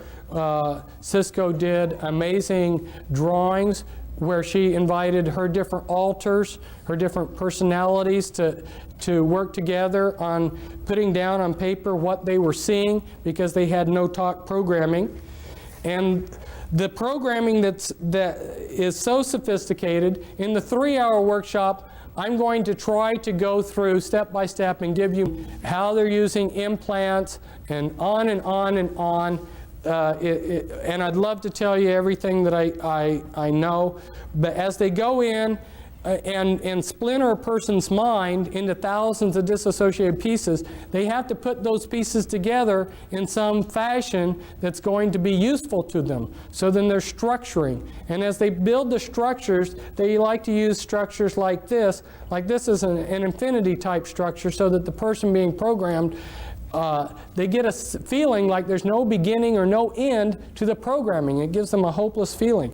But the type of sophistication, the level of thinking in this programming is so in-depth This is when they're doing the structuring. This is the beginning of a chart showing the beginning of some structuring that they're doing. And then when the master finally, the programmer or the handler finally has finished programming the slave, he will have a 3-ring binder, a laptop computer with pages that look like this. And if he wants to call up a particular altar, he would say, like Brown Levi 2003 11A, Brown Levi 2003 11A, Brown Levi 2003 11A. That right there would be the access code to pull up a particular personality that they would want. And a lot of these personalities will not live in reality. They live in a total science fiction world. They've been dehumanized. Here's how one of Cisco's altars perceived herself. And they use Walt Disney movies for the programming. As you can see, this is from a Walt Disney movie where a doorknob it takes on life. If you showed a Walt Disney movie like this, you're creating the images for them to use hypnotically as they go in and do the behavior modification and hypnosis on that altar. And so this could be used to create a doorknob altar within a person's mind. And as they go through the dehumanizing process, like in Cisco's system of altars, all but the front altars in her had lost their hearts. They did hypnotic surgery where they took out the hearts out of these altars and replaced them with a heart of stone. So, and that's so that these people can't give their hearts to Jesus, because if you would talk to these altars and say, give your life to Christ, they'd say, I don't have a heart. I'm not a human. And then they've been dehumanized to think that they're maybe a horse or a dog or a cat or whatever.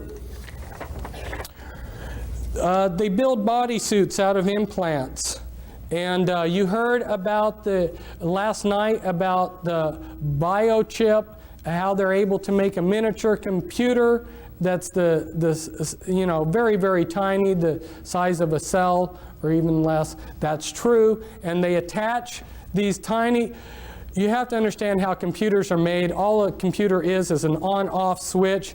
Anything that will consistently do one thing consistently, move in a particular direction or something, can be used as an on-off switch. They take strings of carbon atoms, they use DNA templates. Anyway, they make mini computers that are extremely tiny, attach them to viruses. Viruses have a liking for a particular part of the body. They will build a bodysuit of implants in you with these tiny computers, put in a master computer in the back of your neck, and these are just a few of the sites. These are the audio implants. There's about 6 different major categories of implants. You've got mimics implants, you've got auditory implants, holographic implants anyway, and when they program, they layer in the programming. They use a lot of, some of the base programs are your Alien scripts, your Alice in Wonderland, and Wizard of Oz. Those are very common base programming scripts. And also Star Wars and Star Trek. Star Trek's a big one. What are the implications of this mind control? You've heard the term paradigm shift. The implications of this mind control are so mind-boggling that it's taken me years to make what people call the paradigm shift, to really comprehending everything we see. Nothing is as it looks, okay? And anything that is clean has been infiltrated and been dirtied. It's incredible. And this is a newspaper article where people are immigrating, where they're coming into the United States from. And of course, if they put Eastern Europe up here as something, it would be right up there, probably in the top 6. But you see Russia and China and Vietnam right up there in the top countries that are sending us immigrants. These are countries that are also practicing mind control. How many Spetsnaz agents have been infiltrated into the United States? We're not being protected, but we're being moved towards a one-world government. Well, they will give us perhaps something that looks like this. This is one of the plans of what they want to give us. It looks real nice, and it looks like we are ruling ourselves through this world's government. The problem is that with the mind control, they will control everything from behind the scenes. So, including, I had a friend who was a mind control victim, and one of the insiders that are trying to fight the New World Order came up to him and said, this was back in 1990, and said, you are a monarch mind-controlled slave. He didn't know what that meant. He said, and this insider said, as proof of who I am and that my information is for real. This was 6 months before the primary election in which Bush and Clinton ran against each other. He pulled out a map, and it had all the votes for the final votes of the presidential campaign, the electoral college votes, and the final popular votes. And these men found out the same thing that I found out from various sources. James Collier and his brother, they spent 20 years tracking down how the voting is rigged. I'm telling you, people, nothing is as it seems, and there are people that can come up here and stand up here and be a lot more humorous than I, and can tell you, you know, that you can vote these people out of office. There is no political system that is going to work anymore when they are making mind-controlled slaves. And I'd love to have all of you come to my workshop, because there's so much that I have to say, and it's so important, and our table's back there. Thank you.